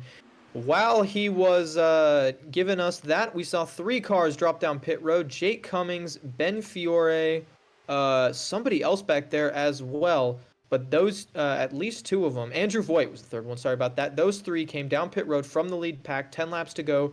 Like Nick said, it's going to be a splash and a dash. So how quickly will that splash be? Williams comes into pit just ahead of Miranda. Miranda pits from the 2nd position. They cannot make it on gas. They are pitting now. And we'll see where they shape out with such a quick pit stop. If they're going to be able to keep that lead, or if everybody else is going to be able to draft right up to them. I would say right now the guy that might be in the best spot is Cale Davidson, but we'll have to see. He gets around Andrew Voigt as Voigt merges. Clint Halterman now sitting 2nd there behind Wyatt Burton, but they are definitely still going to have to pit. I'm surprised Burton has made it this long. Doesn't look like he's pitting this lap. When he hits the line here, it's going to be 8 laps to go. He has nearly a lap on some drivers who have already pitted. The first driver who has pitted now is Miranda. Looks like Miranda has cycled out ahead of Jake Cummings. So that leaves just 4 cars who have yet to pit. You can see there on the last pit lap, Burton, Halterman, Cowlick, and Burrell all have not made a pit stop. There we go, Burrell. Burrell is now in the top 5. And just to appease the chat, unfortunately, Dylan Beatty is unavailable for interview, so we'll have to see, maybe if he finishes on the podium after the race, we'll be able to talk to him. As I said, our leader is in this time. Burton is in, but he's pitting all by himself. He's only going to have to take 7 laps of gas, but he pits from the lead, and it doesn't look like he's going to have any drafting help. So it is going to be on him to be flawless. Probably only going to need, I would say, about maybe 4 or 5 gallons of gas. He hits his pit stall solidly, doesn't have to back up, doesn't have to change direction, nothing like that. Great pit from Burton. And just like that, he is away. No tires, just gas. And if he can cycle out ahead of Mario Miranda, that would effectively be for the lead, assuming that everybody else still has to pit. Car got in the wall back there, but going to make it to pit road, no issue for them. I believe that was Jacob No tires, Dick. just gas sounds like my favorite Disney movie. I was going to say, it sounds like kind of like a Mr. Lightning McQueen. It He's won sounds like many I might have races. been influenced by Ryan Whitlock a little too much. I don't know. Jacob Well, if Dick's race will be over. He will be credited with a P21 finish here tonight, but unfortunately he will not finish the Indianapolis 500 here tonight. That was his first start of the season, running a special yellow submarine scheme. He had survived a lot. He was involved in a lot of incidents, but fortunately, that car out of the race. Halterman, Cowlick still have yet to pit. Burton cycled out ahead of Miranda. You can see right there, just behind the lap car, who's going to get out of the way. Yours Smart truly, move baby. there. That is Ricky Paz doing the nice thing. And this group of 3, with Ricky Paz right behind them, and then Ben Fiore, technically is for the 3rd spot, but Cowlick is in. Keegan Cowlick has pitted. Clint Halterman has yet to make a stop. If Halterman can go all the way, this would be incredible. And there you have it. Halterman is in. He hits pit road. Do not speed. Do not lock up the brakes. Looks like Halterman has gone ahead and done that. So now the question will be, where will Halterman cycle out to? Burton and Miranda right now side by side. This will effectively be for, I believe, the race lead. I'm not sure where Keegan Cowlick is. Halterman is out of his box. Coming And down now the the straightaway, it's dragon going to come all the starts. way to the back. Burton had a look inside, had a look outside. He swings around, and Wyatt Burton goes to the second position. Now, is he going to have enough speed to catch Halterman? I think he will. Halterman working through the apron of turn 2. This is going to be the Here it rejoin. is. Miranda side by side. He's got room on the inside, and he does it. We're 3 wide for the lead, and Miranda is clear. Miranda blocks Burton, brings Cummings with him, and the top 4 are under a blanket. And that car with them there is Drew Williams. I believe Drew is a lap down, and for now, I think he should just stay there. No reason to get up there and fight these guys. 1 lap down. The Dragon is rearing its pretty head. I would say this is cool, and Wyatt Burton is going to take it to the outside. Like we talked about earlier, he's gotten that outside lane. He's got the momentum. Less than 3 laps to go. Burton has the lead. They're going to be side by side on the exit of 2, which is going to give a huge draft to Jake Cummings.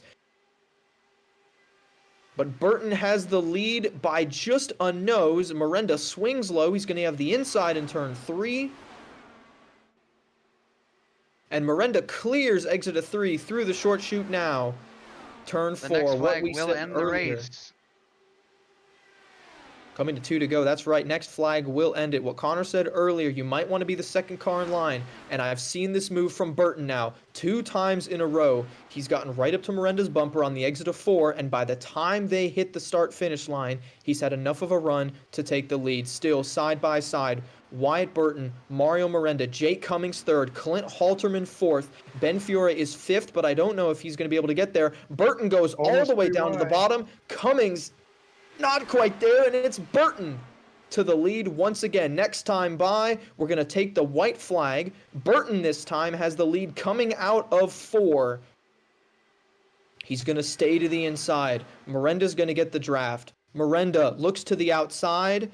Dead even at the line. White flag is in the air. 1 lap to go from the Brickyard. Miranda clears low. He's got about a car length now.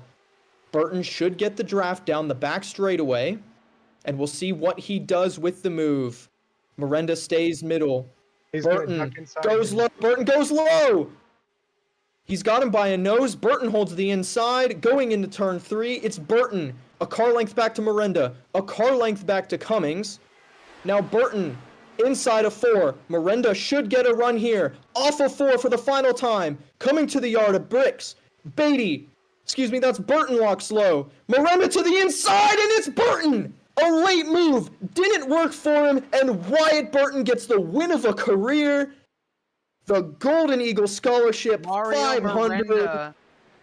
Mario Miranda ran out of fuel coming to the line. And it was decided by an engine stutter. Miranda had the run on Burton, but wasn't able to keep the throttle, and by 39 thousandths of a second, Mario Miranda comes up just that short. It's Wyatt Burton with the win, Jake Cummings 3rd, Clint Halterman, Ben Fiore round out the top 5. Nothing either of those 2 drivers could do. A perfect strategy from Wyatt Burton. He got the track position while everyone else was saving, and he held onto it. Wyatt Burton, everybody, wins after 500 miles and nearly 3 hours of racing. Absolutely fantastic. Luckily for us, this track is on iRacing, so they can do some burnouts, and they can even do them on the bricks. And I think we're going to see a good one here from Wyatt. It's Burton's first win of the season, and he does it for Trine University. And I had a feeling that this 26 car was going to be a guy to watch, and he showed us exactly why. Did a great job of getting the lead and being able to keep it. There were a lot of instances where we saw the second place car able to get a good run and get around that first place car. But what we saw right here was an instance where Burton was able to get the lead going into turn 3 and maintain it coming off of turn 4. So we're going to get an interview from him right away. Absolutely fantastic finish. Dylan Beatty beating out Mario Miranda by 39 thousandths of a second. That's probably maybe about this much, Probably less than that. Let's talk about But, something. 6th different oval winner in history. Every time we've gone to an oval, we have seen a different winner at each and every single oval that the Formula College World Championship has hosted. Here's the other thing. This is Wyatt Burton's first win in the Collegiate iRacing League. I think we're going to see some partying tonight, brother. And I hope that it is as good as I would want for somebody to get their first win, man. I'm out of breath. My heart was pounding an entire last lap. I know it was for both Miranda and Burton here, too. We should get to talk to both of those drivers if we can call them into the broadcast waiting room, eventually, of course. After they do some burnouts, get some celebrating, and I really want to know what Burton was thinking, because I saw some experimenting there. He tried the inside coming off of 4, he tried the outside coming off of 4, leading coming to the line, being second coming to the line, and eventually he decided that he wanted to be first, coming out of 4, trying to hold on to the lead instead of getting it, and it just worked for him. But an absolutely fantastic race. We knew it was going to be a good one. We knew it was going to come right down to it. It always does at Indianapolis, and this is why this was a staple. Overall, I would have to say that it was a success for the first ever full-length CIL race.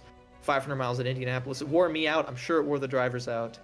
But overall, I would call this one a success. Let's get Burton in here. Wyatt Burton, congratulations on your first ever CIO win, man. Tell me how it feels. It feels great. Probably the biggest race in the series.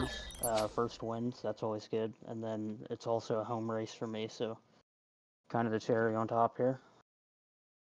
Walk me through the thought process there. As you're coming down, laps are counting down. It seems like you've got a lot of situations to sort of practice for that very last lap, kind of get a little bit of a dress rehearsal. What was going through your mind? Go ahead. I was trying to decide whether I wanted to be the lead car or not on the last lap. I felt like if you fell farther back than second, you were the third car in line. You didn't really have a great chance at making a pass. There's too much dirty air. So I was debating whether it's better to be first or second, and the opportunity came, so I kind of had to take it and hope it wasn't the wrong move, and it turned out to be the right move, so it worked out. Well, congratulations once again. You did the right thing, just barely, but it did work out. Now, I gotta ask, do you have any milk for tonight? I do not, but I can go get some. Gotta go get some milk. What's our preferred milk choice, friend? Probably 2% white milk. 2% white milk. Hey, that's not too bad. Wyatt, you have a lot of fans in the chat. Is there anyone you want to thank before we say goodbye to you to go party and drink some milk?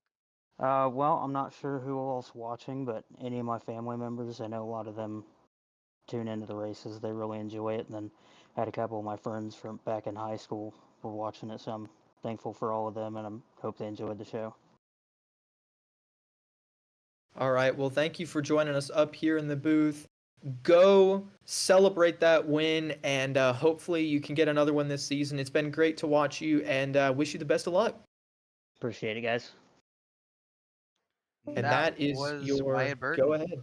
Yeah, that was our winner. First time CIL winner, Wyatt Burton. Always a threat, but man, what a good pick from you, Cade, today. And next, we're going to take a look at the driver who unfortunately was on the losing end of that scenario. Mario Miranda comes up just short. Mario Miranda, welcome to the booth. I asked Wyatt the same thing, but what was going through your mind there those last few laps? Try to protect the bottom and maintain the lead. I kind of forgot how much fuel I had in the car. I thought I took enough, but yeah, I was just protect the bottom, make them try to go around the outside, and if they do make the move around the outside, I can probably get them into the next after the next straightaway. So I was just trying to protect the bottom, and of course, last lap, I decided to switch my game plan. You know, try to make them go bottom and see if I can get the run to the line. And coming out of 4, the car started sputtering, and all I could really do was sit behind and maybe try to make a move, but just too little there at the end. Well, overall, it was a great strategy. I want to ask more about the race as a whole. Kind of what was your overall game plan? How much did you have planned out in advance? And then how much did that have to change based on all those early yellows we saw? Yeah, I've done the Indy 500 a couple times, just officials, and one time I was able to get in a top split event, but it was just fuel safe right off the bat. Green flag drop, fuel map was on 5, and I was kind of just coasting, trying to hit like the 35, 37 lap mark every fuel run, but those cautions first half of the race kind of threw that out the window, and I kept trying to fuel save, and I think by lap think it was 85. I got in a wreck, or maybe a little bit earlier, and I went to the back, and I was like, you know, I'm just gonna try to play the long run here, stay out as long as possible. You know, every time a caution comes out, since I'm on the back, might as well go ahead and pit and top off, and that actually ended up seeming to work. And with 50, 40 to go, it was me and Clint who seemed to be on the good fuel strategy. Everyone else had to take 2 more stops. Me and Clint only had the one more to take, so we were really bummed to have that caution come out when it did. But we were able to stay up front and put ourselves in a good spot at the end there. Awesome. Rick, you got anything for him? Yeah, before we say goodbye, and give you a chance to shout out some people, Mario, we know that this is a one-off event for you. Obviously, our reigning Cup champion, deciding to take the year off for school. What will we see you back anytime soon? Maybe. Wednesday nights are kind of chaotic for me right now, and I just saw the schedule and I was like, I love IndyCar, Indianapolis. It's one of my top combos. So I try to work it out with the CIL guys and see if I can get in. They were kind enough to let me race this one off, and I had a blast. Even though I was in an incident, it was still fun to kind of be back in CIL and race with the guys I've known, and maybe, but we'll definitely be back in next fall for the Cup Series, but we might make a couple more appearances in the FC Series as well. Well, that's just great to hear, Mario. Thank you, and let's give you a chance to shout out anyone you want to before we say goodbye. Yeah, just want to shout out OU, all the guys over there at OU Esports, and then the guys at McDonald's Gaming, Twisted Tech, Computer Connections. All those guys help keep the sim program running. So shout out to all those people, and then shout out to CIL for letting me run this one off. Well, thank you very much, Mario Miranda. That is our reigning Cup champion from Oklahoma University. Let's see if we can bring in our third place finisher, Mr. Jake Cummings. Mr. Jake was good Cummings to from the Converse University. Jake, tell us about your run, buddy. man, it was nice to actually be able to finish one of these in one piece for once. I've done a few of these indie races, whether it be CIL or like the official, and I always get involved in a wreck really early and then just drive around with a wreck car the rest of the race. So it was a lot of fun uh, to finally learn like what it takes to save the fuel you need to work with the right people to slingshot past and where you want to be with the track position and everything. Really interesting. Uh, I think I was out front a little too much there early on. I was trying to like see if I could lead the most laps to get the bonus points, like clinched. But yeah, it just made it so I couldn't pit late enough to make that strategy work that everyone was doing, where everyone was trying to make it on like X amount of more stops. Me and a few other people were going to be short, but that last caution really saved our behinds. And then it was really fun, just kind of going all out, trying to see who could, pit at the right time and with the right people to try to be in front those last few laps once everyone pit for their splash of fuel since no one could make it. And yeah, I thought I had a chance like 2 or 3 to go going into 3, but I didn't know we were 3 wide and I just washed way up and I lost too much time. Couldn't get another run unfortunately, but it was really fun. Third is really good. I'm happy with it, and it was really cool to do 200 laps for sure. So I kudos to y'all for doing that. Sweet. Thank you for joining us tonight. Is there anyone you want to say hi to before we close out our interview? Yeah, I'll say hi to my fiance. I think she's watching my stream right now. I'll say hi to Converse Esports. They might be watching. This one might have been a bit interesting for them, something a bit different, just from the regular sim racing we do. Thanks to Tech Sport Academy. We got a test lined up, trying to get people from Sins to Reality at Carolina Motorsports Park, and Subaru BRZ in a couple weeks, and that's gonna be really cool. You'll be hearing more about that later. But yeah, thanks to all of them, and thanks to you guys. I'm sure it was a bit tough to find stuff to talk about for, oh man, it was like 2.5 hours. So thanks for sticking it out and for putting on what I'm sure was a pretty great show. Thank you. Well, that's Jake Cummings of Converse University, and we will say goodbye to him. Let's talk to the last person that we need to interview tonight, and that is Clint Halterman, your alumni winner. Mr. Halterman from the Orange Friend Group, the Orange Flight School, the Orange Wheel Racing. Talk to us about your race there, buddy. Oh man, I'm a little sad, Ricky. I can't lie to you. I think Mario and I were on the perfect strategy there at the end, where everyone else pretty much had to had to fuel save or we're gonna have to make like a second stop or something like that. Meanwhile, me and Mario were just trading lead back and forth, and we easily had enough gas to make it a one more stop. And yeah, and then I thought I had another chance at it on the last pit stop, and I took, I don't know, like what the fuel flow is like in iRacing. I took 4.5 gallons, and I finished the race with 2.5 gallons, and I came out, right behind them, or I came out actually in front of them, but they had the momentum past me. So, oh, it sucks. Everything hurts.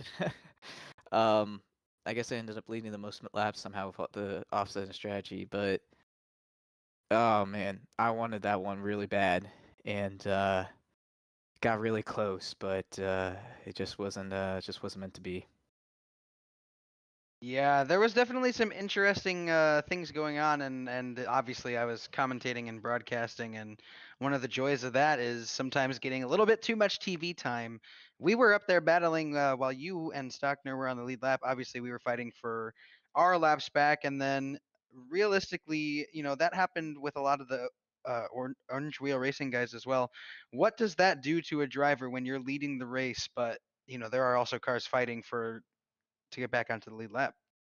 Well, not to put you on blast, but it's not in the moment. It's like get out of the way, Ricky. But it's like, if I was in your position, I would do the exact same thing. You had every right to be up there. You're trying to get the lap back.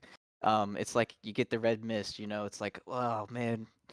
But I get it. Honestly, it's like at that stage of the race too. It's like, I mean, what was I? It was like that was like early on, lap 50 or something. It's like, yeah, I'm trying to save gas anyways.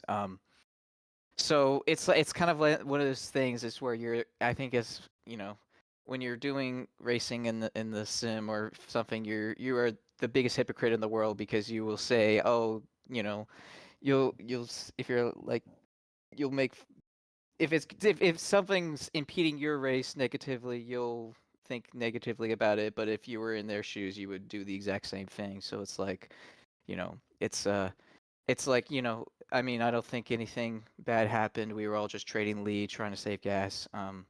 But it's a little hair raising.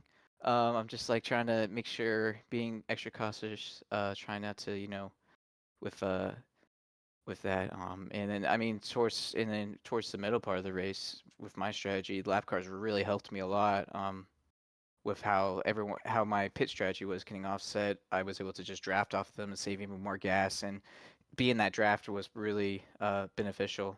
Um, and I think like Lucas Moody and I know Drew was the lap car at some point. There was a couple of other guys who I was able to draft off and save some gas. So yeah, it's a little scary, but everyone has the right to race their own race and try to get their lap back and stuff like that.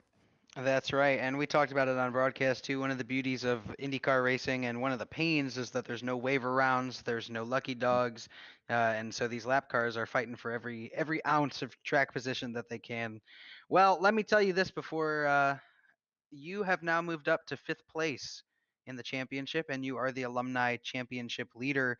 So, Mr. Championship Leader, is there anyone you want to say thanks to or hi to before we let you go? Yeah, I of course want to shout out the Orange Friend Group, the Orange Flying School, Orange Wheel Racing. Um, You know, they make these races a lot more fun. It was fun to talk strategy. Got a lot of tips from got some tips from Ryan, especially on that first caution. Like, should we pitch? Should we stay out? And got the strategy perfectly there. Unfortunately, some things didn't all go our way. But yeah, definitely big shout out to them. And one shout out to all the competitors tonight for who made it 200 laps or at least got to the finish line. That was a grueling race. My wrist hurt. We somehow made it. I think we only had a couple minutes to spare on the clock, but yeah, shout out to them. And then of course shout out the broadcast crew tonight for putting on this race. Well, that is your alumni championship leader and your alumni winner tonight, Mr. Clint Halterman. Thank you, Clint. Cade, let's talk about your big takeaway from this race going into the next few races of the championship. I think the big takeaway is, something that we mentioned at the top of the show kind of got validated a little bit about how the road courses and the ovals are so different. They are two completely different types of racing, where you mentioned, this is the sixth different race that we've run on an oval, and it's the sixth different winner. And the same is true, this season, where every time that we've gone to a different track type, it has been won by a different winner. The street course was won by a different guy who won the road course, has been different winners than the ovals, and it just shows how unique it is. Indianapolis is a unique track in of itself, but just that oval racing discipline is so different that I think the schedule demands you to be really, really good at both, because there is such a mix of all three different race types. But yeah, this just shows oval racing, it's its own thing. You got to be good at it. And today we kind of saw who the best oval racers in the FC Challenge really were. Yeah, and of course, as you will know, as a cup guy, as a cup racer, we go to a few different ovals as well as a few different road courses as well. So looking forward, we have Texas, which is an intermediate, which the IndyCar series would call a super speedway, and then a speedway, and then we go to Iowa, which is a short track, which is a mile long, and we're doing our double header, our next and our last special event for the IndyCar season this series, and then we'll wrap up our season with Michigan. 3 completely different ovals, and we heard Stockner talk about it, who's obviously one of our leaders in the Formula Series in oval racing. Completely different way to drive, completely different type of track, completely different strategies, and I think that with those races, it really breaks up the flow of the championship. And let's talk about the flow of the championship. We know that our Muhammad Ali slipped from P1 to P2 last week with his mistakes in Long Beach. Unfortunately, our Muhammad Ali slips to P3 this week, loses out on P2 to Jake Cummings. Cale Davidson still your championship leader by 4 points. So we've got a championship on our hands. There's no running away this season, and I'm really excited to see what comes in the next weeks. Yeah, it is going to be a battle to the end of the season. Let's have a look at the results of this race after 500 miles.